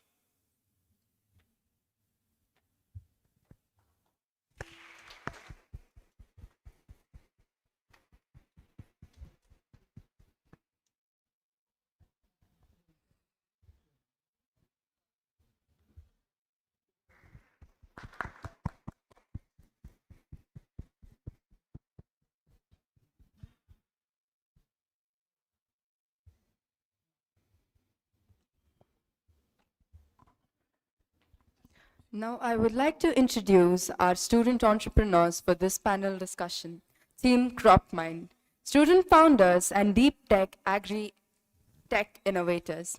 Led by Ayush Jaiswal and Jyotirmoy Mahapatra, both students of SY Tech ECE core. Team CropMind is at the forefront of agricultural revolution. Their venture, CropMind, is a drone-based, AI-powered precision farming platform that brings high-end multispectral analysis to the grassroots levels. By offering real-time crop health monitoring and disease detection through an affordable, service-based model, they are empowering small and medium-scale farmers to optimize resources and eliminate crop loss. A huge round.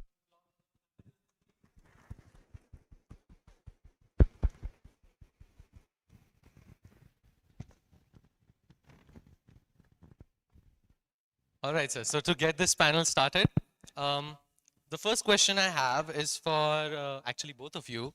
So Team CropMind and Sagnik, sir. So your philosophy centers on building without code, right? And Team CropMind's venture involves complex multispectral drone data, right? So how have you leveraged this low cost and open source AI tools to help in your prototyping process? And how has it helped you to develop faster? You guys want to take this first? Yeah. See, as we have collected the data from the major places, and we have came to know that the major population is around the low scale and small mid scale farmers. So they cannot afford high end drones. So we have decided to make a service-based model so that they can take monthly or annual subscriptions according to their budget. And if we like about the complexity, so it's basically a very simple website where you have to just click scan and it will take all the images from the data integration part and it will fetch into its database and give the diagnose. So we are trying to make it a less complex so that farmers no need to understand the actual work behind AI. So rather than they can understand the mechanism how it's like working on. So when we talk about open source and use of open source in the entire tech domain, I think open source has always played a very crucial role whenever we build any application.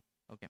आज के दिन में most of us हम लोग जब even when we're in college, we have this databases का subject, and most of us are always building on SQL or Postgres, right? So these are the core parts or core, um, building blocks of building out any application.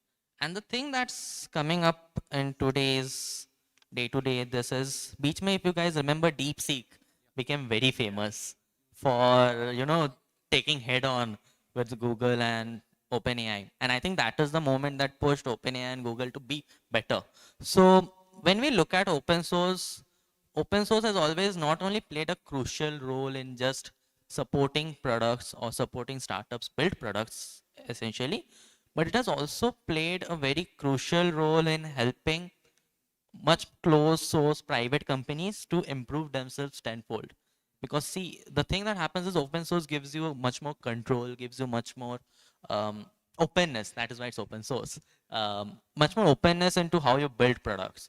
So if the private organizations can't compete at that level or can't compete to be better, that is where that kind of competition steps in. So that is why DeepSeek became famous. Like, all the model weights are open, how it was built, everything is open. So why would people go and, be working with OpenAI? And that is where OpenAI stepped up their game. That is why Google stepped up their game. Yeah, this is what we want to work in.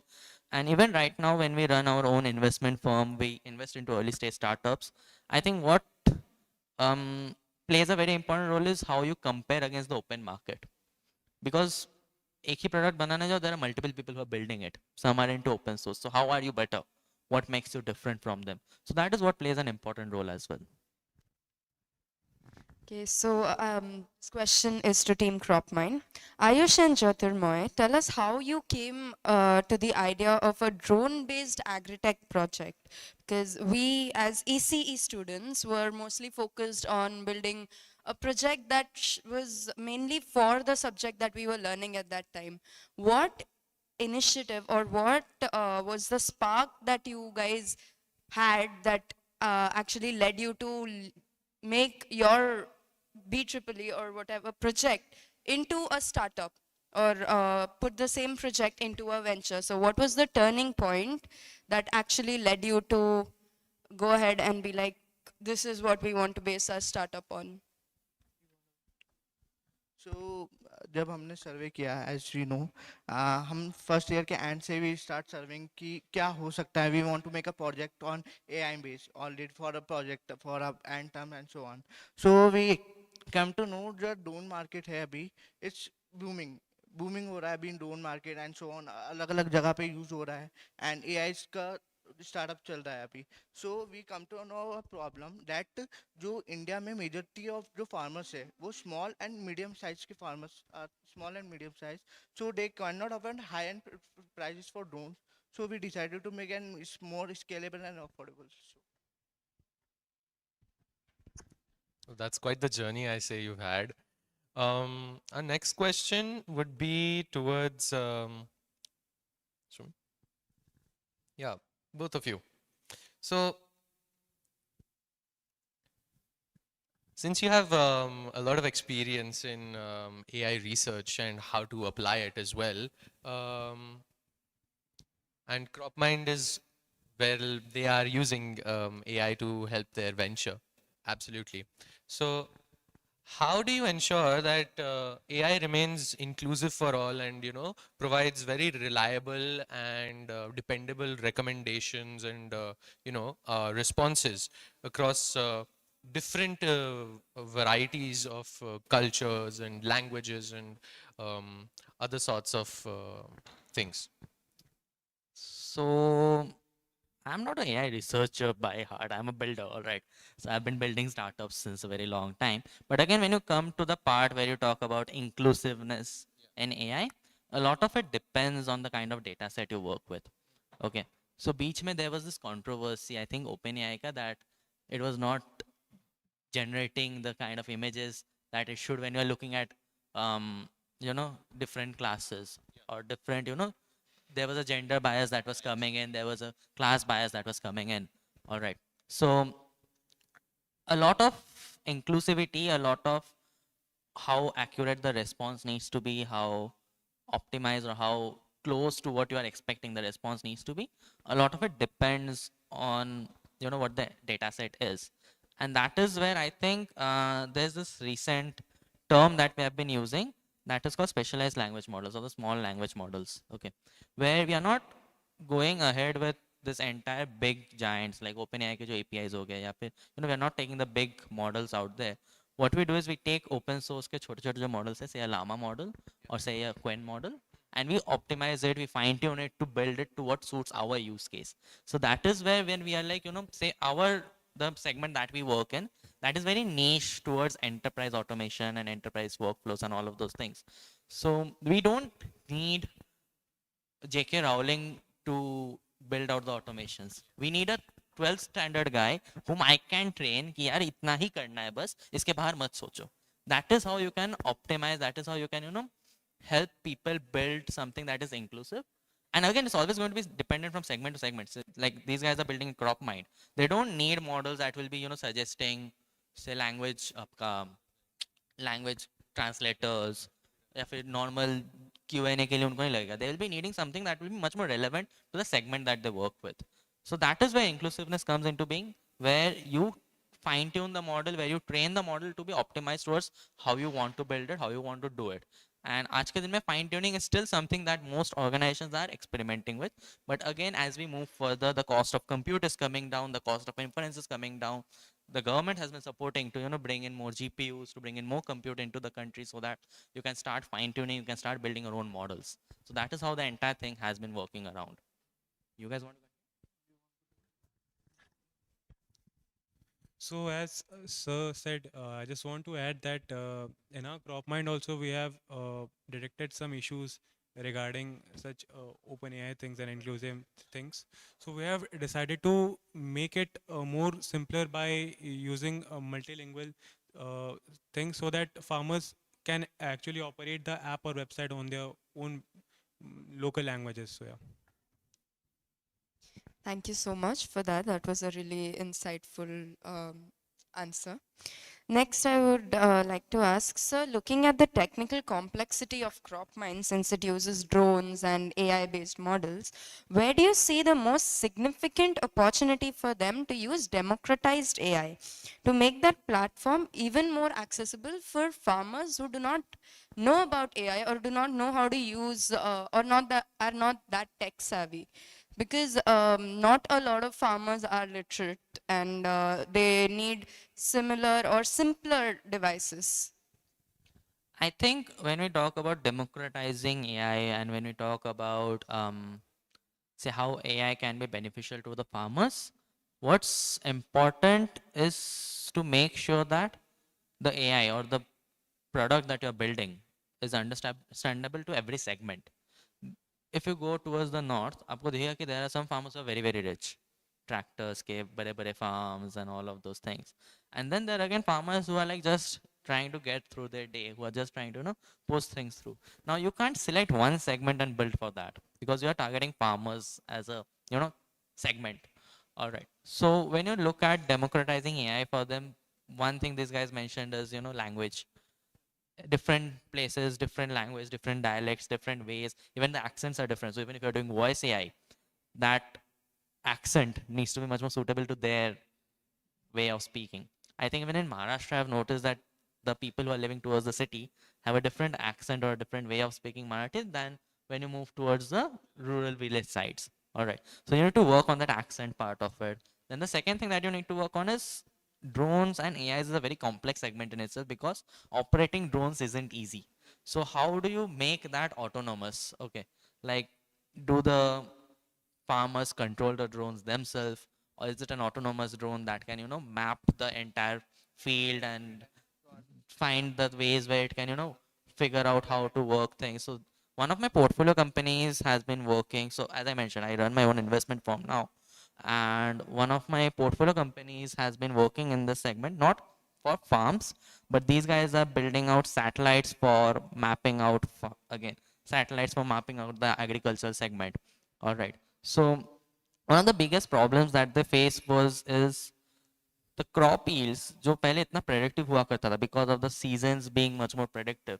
They used to be very predictable कि यार इस time पे यही crop आना चाहिए. Now the season shift has happened so much कि this predictability has gone. So how do you map that predictability to that entire farm का segment, and then you use automation over there, and automation in a way, AI in a way that is understandable to the farmers. You need to reach where the farmers are. The farmers won't educate themselves. So in the startup thing, we have this saying that if you try to educate your market, you're going to definitely fail at it, because you can't educate a market to know what your product is. That product should be in such a way so that people can learn it by themselves, understand it by themselves. So that is where that entire thing comes into play. These farmers are not going to be खुद से सीखेंगे, खुद से करेंगे to understand how it works. You have to reach it to their doorstep. You have to make it understandable to them कि यार इतना आसान है, ऐसे use करो. So that is how AI can be democratized for the farmers wala segment. So does the team have any questions for sir? Anything specific that they want to ask, or any doubts? कि हमने जो हमारा जो product and बनाया है उसमें हमने 2-3 चीज़ें और ऐड करी है in the functional.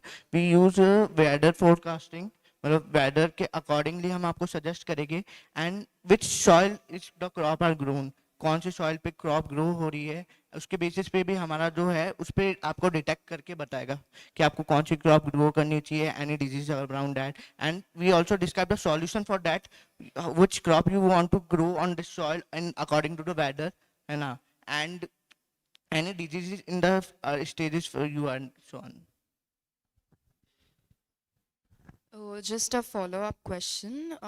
Sir, there are a lot of student entrepreneurs who are working in this domain, in the same domain, that's Agri-tech, right? So Agri-tech, or they used AI, or normal hardware automated projects as well. So what do you think is one of the main challenges that people will face in this particular domain?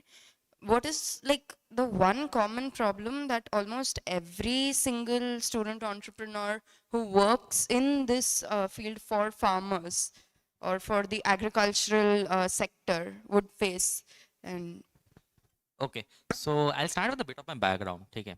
So I graduated in 2023, so pretty recent. 2 साल हुए, just graduate, okay. And when you talk about student founders, the one thing I like about founders from colleges, we guys have that कि यार करना ही है वाला mentality. So most of the times, few things that we generally notice student founders making a mistake is a lot of them are trying to jump on the entire bandwagon, or the entire hype cycle of AI and agri-tech and all of it is growing. बहुत पैसा है and stuff like that. Okay, like I'll tell you honestly, I've had a couple of startups pitch to me, and my first question to them generally is like, why do you want to build this? And it's like, being in a startup is like, we'll drive a Ferrari in the next, say, 1 year, in 2 years. But the harsh reality is that, and this is not just for people who are building a startup, this is for people who are, going for a job, going for, education, or, higher education. If you want to earn a lot of money, you have to be the absolute best at it. So don't ever start something, don't ever try to do something with the sole objective of making money. End of the day, पैसा सबको कमाना है, पैसे से घर चलेगा, सब चलेगा, वरना कुछ नहीं होने वाला है. But you have to be the best at anything you do to earn that kind of money. So biggest problems that I have seen agri-tech startups in general face is most of them end up over assuming or overestimating what kind of products the farmers need. Sometimes what you actually need to build is something very, very simple, and you end up overcomplicating that. You don't need it to be that complicated. You can just start somewhere, start small, let them just try things out. That is the first thing that I've seen this startups make a mistake. Second is the cost margin. And this is a problem with every hardware startup, I feel. Okay, like what happens in the software segment is, if you want to expand from say country 1 to country 2, you are maybe adding 2 manpower or 3 manpower extra because it's a software thing. But when it's a hardware, you have to add a new factory, you have to expand your factory, you have to increase your manufacturing. तुम्हारे सारे parts बढ़ जाते हैं, cost of manufacturing increases. So how do you maintain that balance? कि you are not charging too high for the farmers, but you are not downgrading your product quality, or you're not dropping your quality, or you're undercharging it. How do you maintain your profit margins there? So maintaining up the cost cap, the cost cutting, and the cost management part of it in hardware startups in general is another crucial factor that comes into play, irrespective of say, even if you're building it right now at a small scale, it will cost you say X amount of money. But when you're building it at scale, it is going to increase because तुम्हारा production cost आएगा, labor cost आएगा, and all of those comes and adds up. So how do you keep that margin? That's very important. Thank you, sir. Thank you. Okay, so my next question is sort of an open-ended question, and I would love for all of you to pitch in with each of your views specifically. And reflecting on the conference's message that inclusive AI empowers every student, what is one clear next step or next action takeaway that you would give to a student in, let's say, the audience right now who wants to enter into this entrepreneurial journey in AI? देखो, आज के दिन में with all this talk about inclusive AI and everything, one thing has become very clear. पहले जो product बनाने में a team, you needed a team. 5 लोगों का team लगता था, 6 लोगों का team लगता था. You would need say 6 months, 7 months to build something. That has dropped down drastically.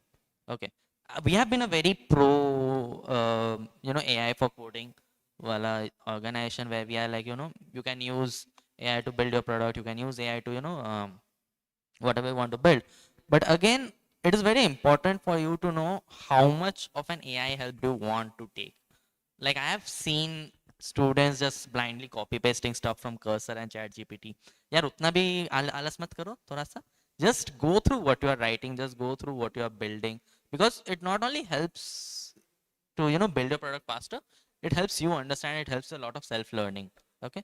And another thing, and this is a disclaimer that I generally give before you start a startup, is yeah, social life dead हो जाती है. ठीक है. So if you're ready to compromise on that, you're ready, like you have to be absolutely crazy to start a startup. So if you are crazy, please do go ahead and try something out. Because क्या होता है ना, अभी I think a lot of us have that kind of comfort at our home कि we can experiment. We can experiment what's going on. And I think most of us don't start a startup because we guys are afraid of losing our reputation when we don't have any. We are afraid of losing our reputation that we don't have any. किस चीज का reputation है अभी? We don't have anything to lose at this point.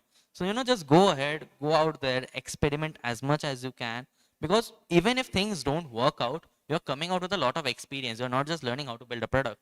You're learning how to sell. You're learning how to face rejections.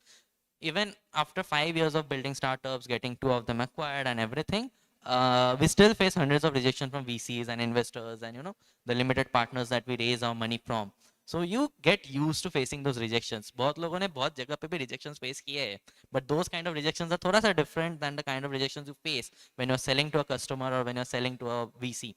All right. So these are the few things that I would suggest, for everyone who's looking to build something. There's this Pitbull song that says that, aim for the stars and if you miss, you'll land on the moon. Not a Pitbull fan, but yeah, that was kind of my wallpaper when we started building in 2019.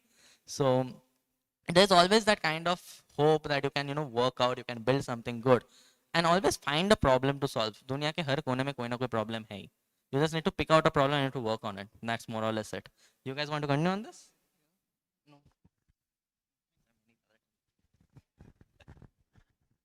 Okay, so before we move forward, I would like to ask Ayush and Jyotirmay, is there something, anything in fact, that you would like to, add on to what Sir said? since it's very, very important, and something from your journey specifically that you faced some problem or something new that happened with you that you couldn't, you know, make out at first. ठीक है, ऐसा कुछ हो सकता है कि you know you've been planning something but it didn't go quite to plan, and maybe how you handled that and your views on that. तो जब हमने शुरू किया था, we decided to make our product for analyzing all the crops, है ना, which are literally very hard, difficult for us. So our mentors and teachers suggested us to start with a single crops, है ना, तो solution का इसमें sir and mentors decided, and then we decided to do a single crop, starting with a single crop, and then so on. And we had a mentoring session from Vadhwani side also. So हमारे जो mentor थे श्लोक भैया, they said us कि project तो तुम बना लोगे, product तो तुम बना लोगे, but what about the logistics part? उसको कैसे tackle करोगे? क्या पता तुम जहाँ पे drone supply कर रहे हो वहाँ से किसी ने drone उठा लिया. तो basically the thing is कि we have to focus a lot more on surveying part. And even meeting with Kandekar sir, I guess, he said that कि market में जाके पहले ये पता करो कि is this product really needed by the farmers or not. So it's better कि do a surveying task and go to Baramati, go to that agricultural office. They will definitely help you. So we are planning to go to Baramati and do that survey part also. Let's see. So there's one more question I'd like to ask to you. So, and this is sort of like a basic entrepreneurial question on pitching. So, since you're already a startup investor and you have your investment firm, as you said, and you must have seen a lot of startups use AI blatantly in their pitches. So, for some of the upcoming entrepreneurs over there in the audience right now, what's some tips or tricks that you could tell them to look out for when you know they're moving forward with a pitch to investors? Okay, so don't make too many slides, please. Okay, यार 10 slide पे limit करो, because what happens is when you send us a deck, it generally goes to our analyst. ठीक है, अपने analyst के पास जाता है, and she just filters out the decks like, okay, these are the good ones, these are the good ones. Now what happens with our schedules is that we have a very packed schedule. Like we're constantly traveling between meetings, we are driving, we are going, you know, say today we are in Pune, tomorrow we are in Mumbai, somewhere else. So what happens is we are constantly going through the PDFs in say 15 minutes, 10 minutes time में. Now more the amount of slide, what happens is मैंने पहले slide में क्या पढ़ा, last slide में I don't even remember. ठीक है. So more the amount of slides, that is what's making me forget ki, okay, what did I read in the first 2 slides? Another thing that I've seen startups, I'll just point out the mistakes because it's easier to point out the mistakes at this point. Because the good ones तुम लोग figure out कर ही लोगे, ठीक है? गलत वाले बोलता हूँ. Second thing that I've noticed startups do is, you guys always struggle with defining your product in one line. Essentially, you should define your product as what you're building, for whom you're building, and why you're building. Bas, that's it. उससे ज़्यादा कुछ मत बोलो. Your first slide should essentially be that. Okay. Because, and make it simple. No need of putting in very complex, ऐसे Shakespearean words over there, please. Because the more again, it's simple human retention. We are going through hundreds of decks in a day, hundreds of decks in a week. It's very difficult for us to remember if you're using say complex words like we are optimizing the way say enterprises and SMEs work. Make it simpler. We make it as simple as we make it easier for SMEs to build ABC. That's it. That is how you define yourself. So मुझे याद रहेगा कि okay, these guys are working in SMEs and these guys are helping them make something easier. Optimization में it's again vague कि क्या optimize कर रहे हो, कैसे कर रहे हो, how you are doing it. Okay. Third thing is always know what is there in your deck, especially the financials part of it. I have had startups come pitch to me saying me कि you know the financials have been calculated in ABC way. हम लोग ने ये research किया, वो research किया and stuff like that. But again, what happens is deck में जो financials लिखे हुए, you are trying to reverse calculate and explain that to us rather than showing us how you have calculated it. So there's a rule of thumb that we say ki most of you, I don't know if you guys have made decks before, but most of you have a tendency of calculating the total market, and total market se tum log obtainable market pe aate ho. It should always be the other way around. Go bottom up. Because what happens is, say in the next 10 years, you can get into X amount of companies. You can sell to X amount of companies. X amount of companies is going to give you Y amount of money. Okay, so that is how you calculate ऊपर कि अगर मैंने X amount of company Y amount of time में लिया है, so how much can I make in the next 10 years? So that is the amount of return that I can give to my investors. So this will not give you a much more yay into how big the market is, but it will give us that confidence that you know how you will make money out of it. The biggest thing that we as investors see whenever we are, going through a deck is, say I invest ABC amount. How fast can I make money out of it? How fast do I make 10x, 20x out of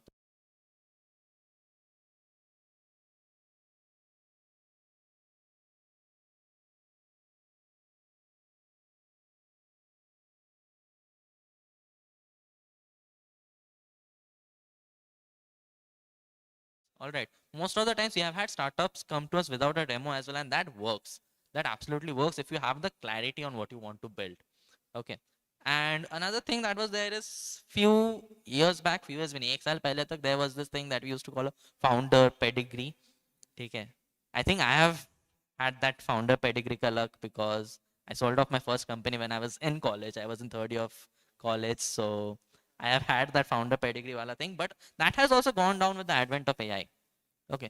Now, आज के दिन में, since anyone can build any kind of product, there is this thing called you build fast, and if it's not working out, you can fail fast and shift to something else. You can move on. ये move on वाला process हमेशा time लेता है. But in the case of startups, you can actually move on faster. All right. So I think these are the few things that I generally suggest startups, like, go ahead, experiment as much as you can, go ahead, build as much as you can, and make your pitch decks as simple, as dumb as it can be, because so that a 5-year-old can understand as well. That's the only takeaway I can give you. Make it simple. Complicate mat karo usko, and don't put in too many animations and ऐसा stars वगैरह. Please, background gradient नहीं लगता है. Thank you. As simple as possible. Easier to read. Thank you so much, sir. That was a really insightful and well thought-provoking answer, because oftentimes we're like, oh, the more the number of slides, the more appealing the product looks. So now that we know what not to do, it's Having less number of slides gives the clarity कि कितना तुम्हें अपने product के बारे में पता है. okay. How can you put things in the least amount of words? Because I'm going through a deck in 10 minutes. You have had, say, months to think about your product. I should not come up with problems in those 10 minutes that you haven't thought of. As we wrap up this discussion on democratization, we are reminded that AI, as it is, the most powerful when it is accessible to every student, regardless of their department or their technical background. Through the use of open source, low cost, and no code tools, student innovators can now prototype and validate their ideas at a pace that was previously impossible. Our session today underscores that designing for inclusivity is and responsibly using diverse data to serve different cultures and abilities is what truly transforms a student project into a meaningful real-life solution. The key takeaway from this session is that inclusive and accessible AI empowers every single student to innovate and create a lasting global impact. Thank you. Thank you. So much.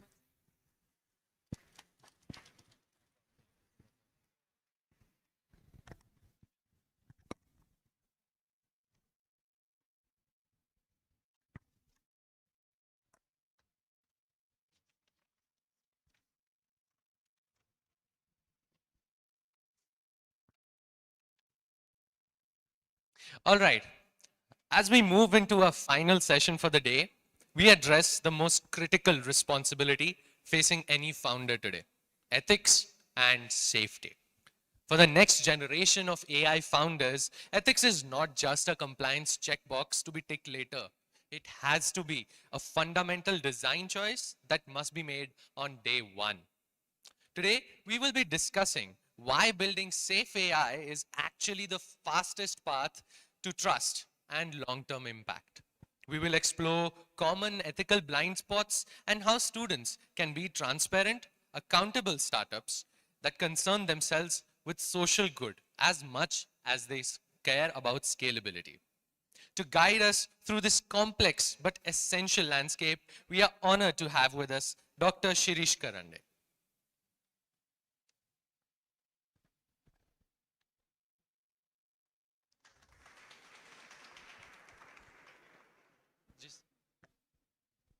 Introducing Dr. Shirish Karande, the principal scientist at TCS Research. He is an academic and industrial heavyweight. Dr. Karande leads cutting-edge initiatives at TCS Research. His pioneering work, speech synthesis, large language models, and the critical realignment problem in AI safety. He is a prominent voice in ensuring that the next generation of AI is not only powerful but inherently ethical and safe from day one. I now invite Dr. Subbalakshmi Joshi to kindly felicitate Mr. Shirish Karande. I would like to invite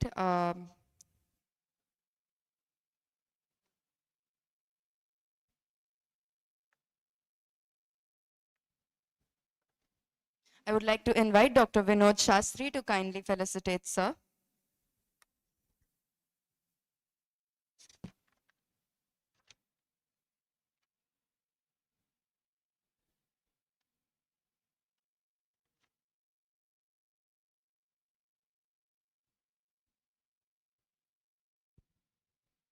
A huge round of applause, please.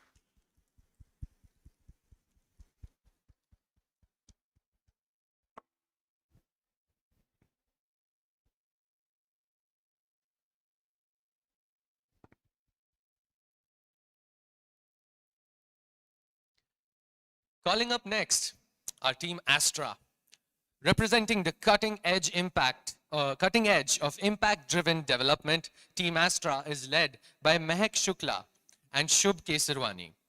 Both of them are CSE students, second year from BTech, and Aryan Chabra from CSE Code. They are the architects of Astra, an AI-powered legal co-pilot designed to bridge the systemic gap between complex legal frameworks and public accessibility.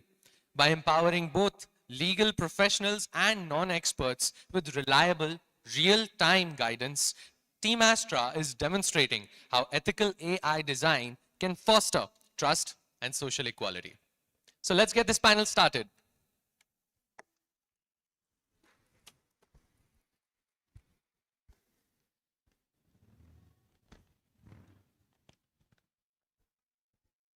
So, sir, our first question is that, sir, you focus more on the AI realignment problem, and Team Astra is in a field as sensitive as law. How do you manage the deep ethical trade-off between moving fast and ensuring that your legal advice does not lead to harm? Yeah, so this is an excellent question because we are, especially for startup, I mean, probably not so much where I come from in a research lab. You have to maintain pace. And I was contemplating like what would be the right balance over here. So I think a lot of the AI ethics problem is such that you can't solve it in a 100% manner. I mean, whatever anybody claims. But you could go very long way by sort of having an intent to do something about it and advertising that intent upfront. Okay. So many times sort of just advertising the sort of the limitations of your model, but still making it available under that limitations could be a good way to go. You don't have to stop service. I mean, if you look at even what ChatGPT and did, they kind of say something, but they said, look, this could be hallucinating. So to give you a very concrete example, is this okay? Yeah. To give you a very concrete example, we don't have a natively pre-trained model like in India. So all the alignment would either be done in the Western world or in China. Now, when you're going to use them for public policy or legal, strange things can potentially happen. Just admitting to that when you put this out, I think is good enough, right? And then you try to see what to do next. I think that's what. Can you hear me now? Should I repeat? Okay. To add on to that point, so as mentioned that legal industry is a very lethal industry where you require fast and a good response, because on that response we have a very main sense of responsibility, because we are the ones who is essentially making the decision for them. So first thing what we thought was making and surpassing a threshold value that would essentially benefit you instead of giving you negative positives or even false positives or false negatives. So after that, our point was to go for the speed part. So that is what I think could be a good approach. So aiming to get a good criteria of eliminating false positives and false negatives and setting a threshold. And then after that, coming to the fast part, the speed part. So that would be a good approach. I mean, you definitely need to do sanity check on what your accuracies would be. But there could be so much, especially legal, right? Like in a country as diverse as India, where the law itself has to get amended. There's a lot of debate about it. What does accuracy even mean? So you do sanity check, but I would say that still, when you catch speed, you need to advertise like if you look at even Anthropic or anybody, they write tech blogs of what they have done. You should be very transparent about those tech blogs and also have disclaimers. So for example, tomorrow, if your site gets misused in a different way, where they're really not trying to get a legal help for enablement, but they're trying to see, can they get away with something? You get it? I mean, those sort of things, it is important that you imagine those scenarios and keep certain disclaimers out there so that the use happens in a safe manner. 100% going live without doing basic checks, forget ethics, it may not be good for your product sales itself, right? Sir, I have a question to add on to. According to your research discussion on realignment problem, you mentioned that in LLMs, sometimes right is considered to be wrong and vice versa. So for an early stage team, how should the team decide that how can we add a feedback loop that would help us detect that this problem is being solved or not, and if our product is currently in the ethical terms with that or drifted apart? See, the size of your red team can be small, okay? But you absolutely must have a red teaming sort of placeholder. I mean, if you're just a three people team founder, you should wear that hat a few hours of the day, because a lot of these models are really have a jagged edge, and you don't know what they're going to do when they're going to do. So you have a certain way where you sort of do a positive evaluation that it's really doing what it is doing, and then you do a proper red teaming where you try to sort of do a adversarial jailbreak or something like that. You don't have to do an academic style complete evaluation, but even a few anecdotal sort of what you call evaluations, and you see what is going on, you can almost then abstract out a principle that these failures have a certain common pattern to it. I mean, if you can't analyze it yourself, I would say almost use an LLM as a judge to abstract it out. And that would tell you where to fix, what guardrail to put, or if you even need to go ahead and do some level of fine tuning or put a memory in place or something like that.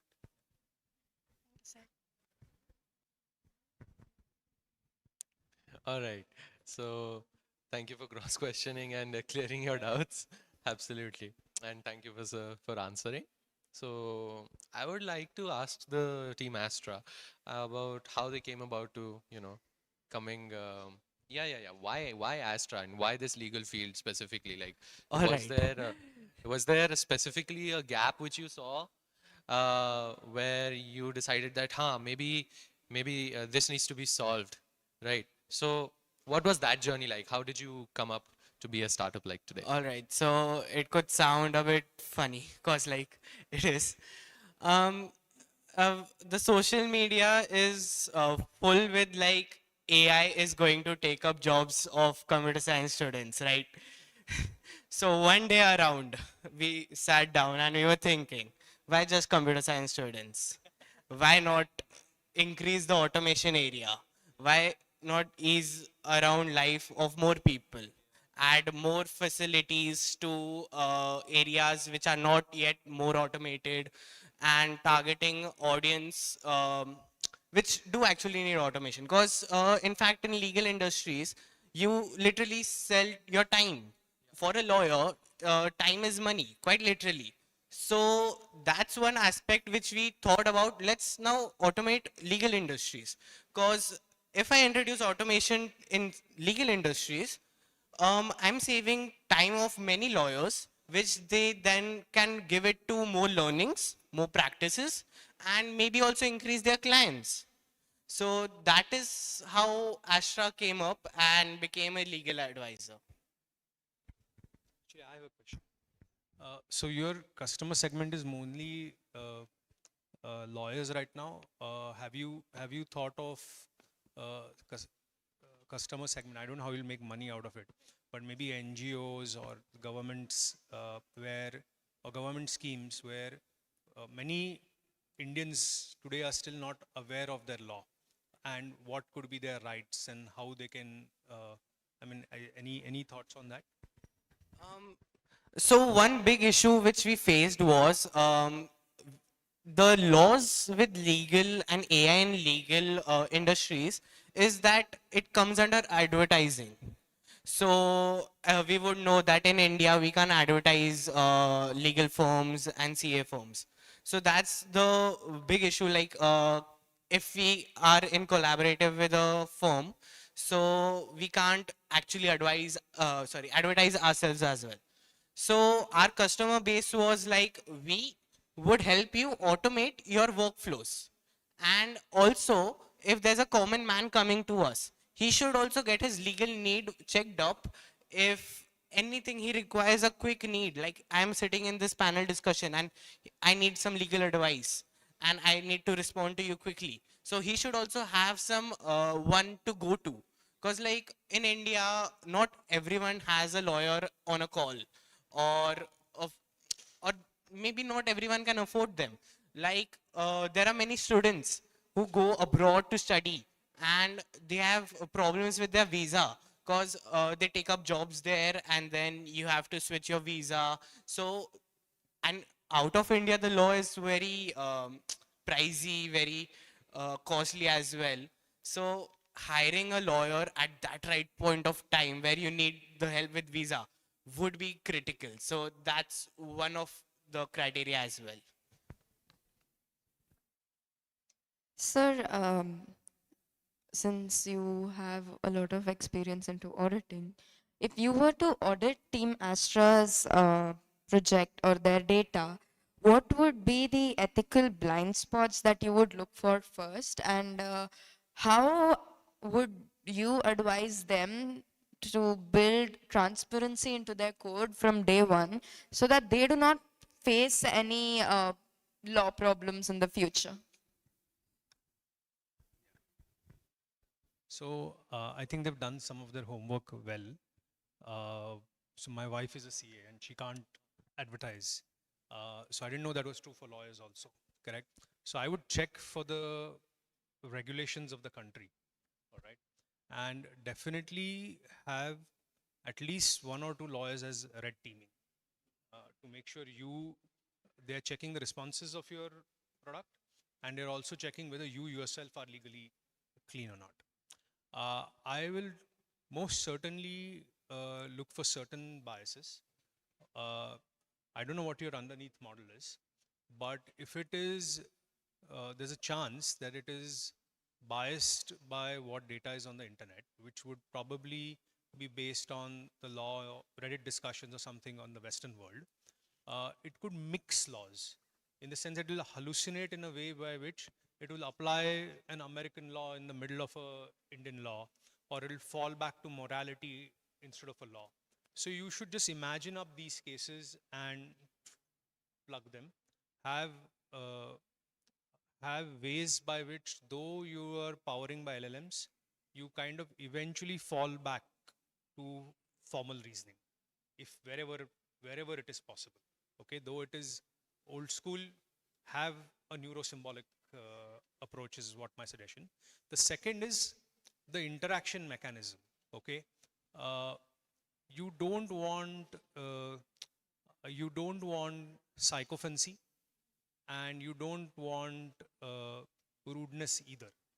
Okay, so you don't want a GPT-like mechanism where when the AI is under pressure, it sort of agrees, and you don't want something so rude or flippant that it discourages the use. So I would almost have some sort of separate AI which will do some sort of almost how we do in marketing. You have CRMs. Who is landing up at your website? And with that background, can you tune the tone of the interaction? Almost have something watching over, so that you don't have some sort of secondary effects on the people who are using your system. These are things that come to my mind immediately. I think if we sit down, probably there could be a couple more. Sir, I have one question. That our model does have data privacy features like data masking and all. But once a user enters their document, any legal document, we mask their personal details and only use the context. What other ethical features can we add on to our product which would increase our data privacy? Do you send it to a third-party LLM?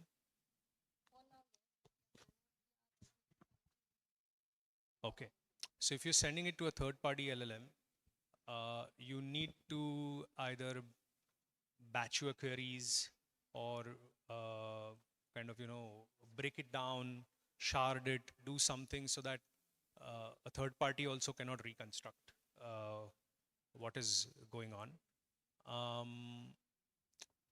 You already said that you don't store the data, you don't store their sessions. That's a good one, but be very careful about it, because sometimes even if you're sort of storing minimal metadata, correct? Someone can query a separate database, like what are the legal cases in this particular geography, and all you have done is seen the IP address where it has come back, and now with a join, they can actually figure out who was inquiring this, especially in small zip codes where the number of people who will access or have the ability to access or the such capability are very few. So people can do forensics and figure it out. So I would say be really mindful, because depending on the clientele you're serving, if you're helping visa and all, probably it's not a fun. But if you're actually going to land up helping use cases where somebody is, let's say domestic violence is an example, and somebody's thinking about their rights, they don't want forensics to reconstruct where the query is coming from, right? So these are certain additional layers down the road you can add, in my opinion. You had mentioned the point of jurisdiction, like my agent would recommend a law of US if I'm sitting in India. There I would like to add, like Astra is unique in this feature that it has 8 different jurisdictions. So if you select one jurisdiction, it will only answer to that jurisdiction. And the chatbot feature as well, as you mentioned, like no one should go and misuse it. So it would only answer as much as the jurisdiction allows. So while we were testing for the same question in India had paragraphs, But for the German jurisdiction, we were only getting 2 to 3 lines. We were figuring out, is it a problem with our API integration or something? But actually, the jurisdiction itself allows that much information to be disclosed. So that's how the model essentially is working. What do you suggest? Like any improvements in it? You said German, so you're doing multilingual, is it? Okay, but it's still English. Okay, and the constraint is that the question is that you can't elaborate beyond a certain point. You can't elaborate beyond a certain point. Is that the concern? Like a model, basically, the German jurisdiction allows certain things to be exposed to the common man, while India jurisdiction has many things. So do you think it's a good practice to have only that much, or should we elaborate? Ah, I think from usability perspective, correct? If you, firstly, how will you elaborate? I'm almost thinking of a solution, like, because you don't, probably if you're doing a RAG in addition to this, the law itself is, the specification of the law itself is not emphasizing. So you're gonna have to find some other data source to do the augmentation, but that other data source may not be as vetted as the law.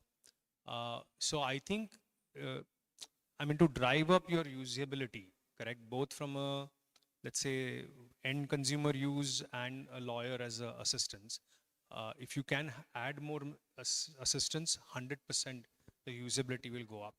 But your data is going to be more unclean over here.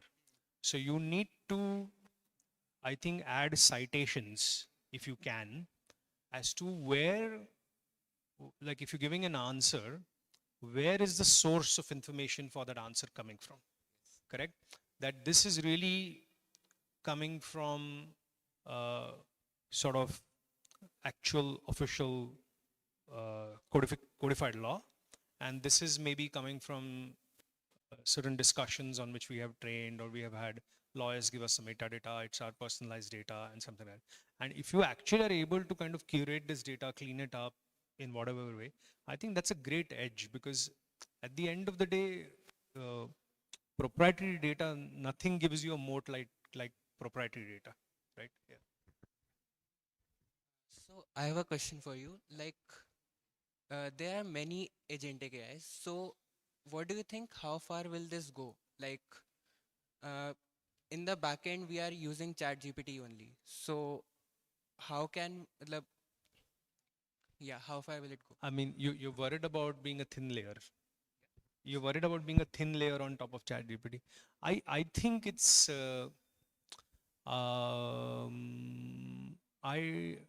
I think the very popular use cases, correct? The very popular use cases will continue to get consumed by newer and newer models, okay?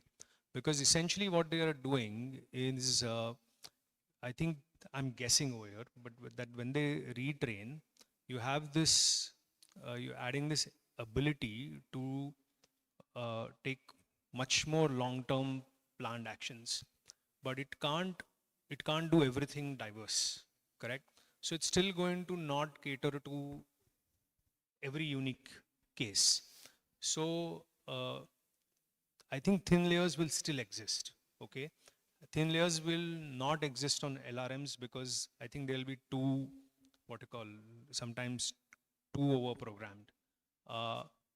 But if you land up catering to extremely popular use cases, correct, then there's a chance that thin layer will go away. You may have to build other tricks up your sleeve, like proprietary data, figure out, eventually cost may not be that much, but if you build correct routers and figure out way to keep costs low, that will be great. If you have language access, so that's a big one. Still language access is not a good one. If you build some nice wrapper which gives language access, if you give some nice wrapper which is readability access. So maybe ChatGPT or something, even if everybody is English speaking, the kind of default that it creates may not be accessible to everyone. So if some good prompts, some debate agent, some thin layers and stuff like that, I don't, and especially if there's a niche use case, I think you have at least have a few years of runway even now. Okay.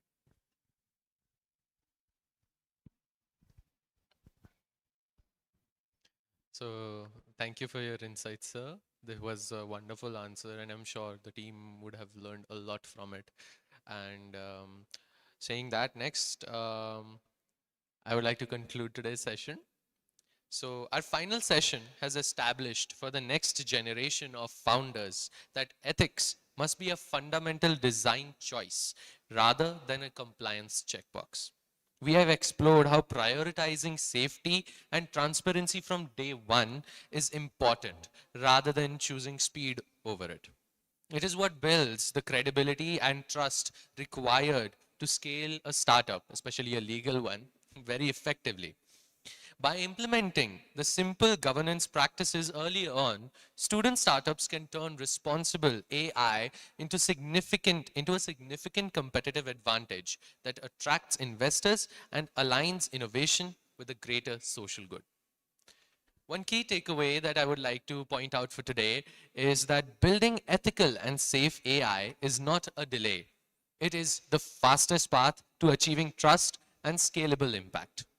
Thank you so much to all the panelists for their time and their views.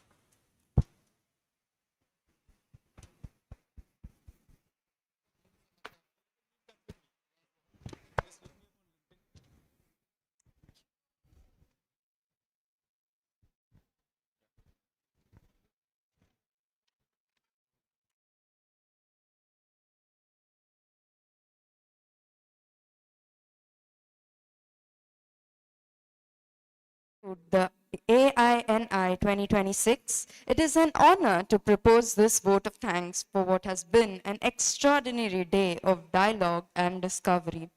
To our distinguished guests, we express our deepest gratitude to Mr. Santosh Isale, Dr. Shirish Karande, Mr. Gaurav Adke, and Mr. Sagnik Ghosh.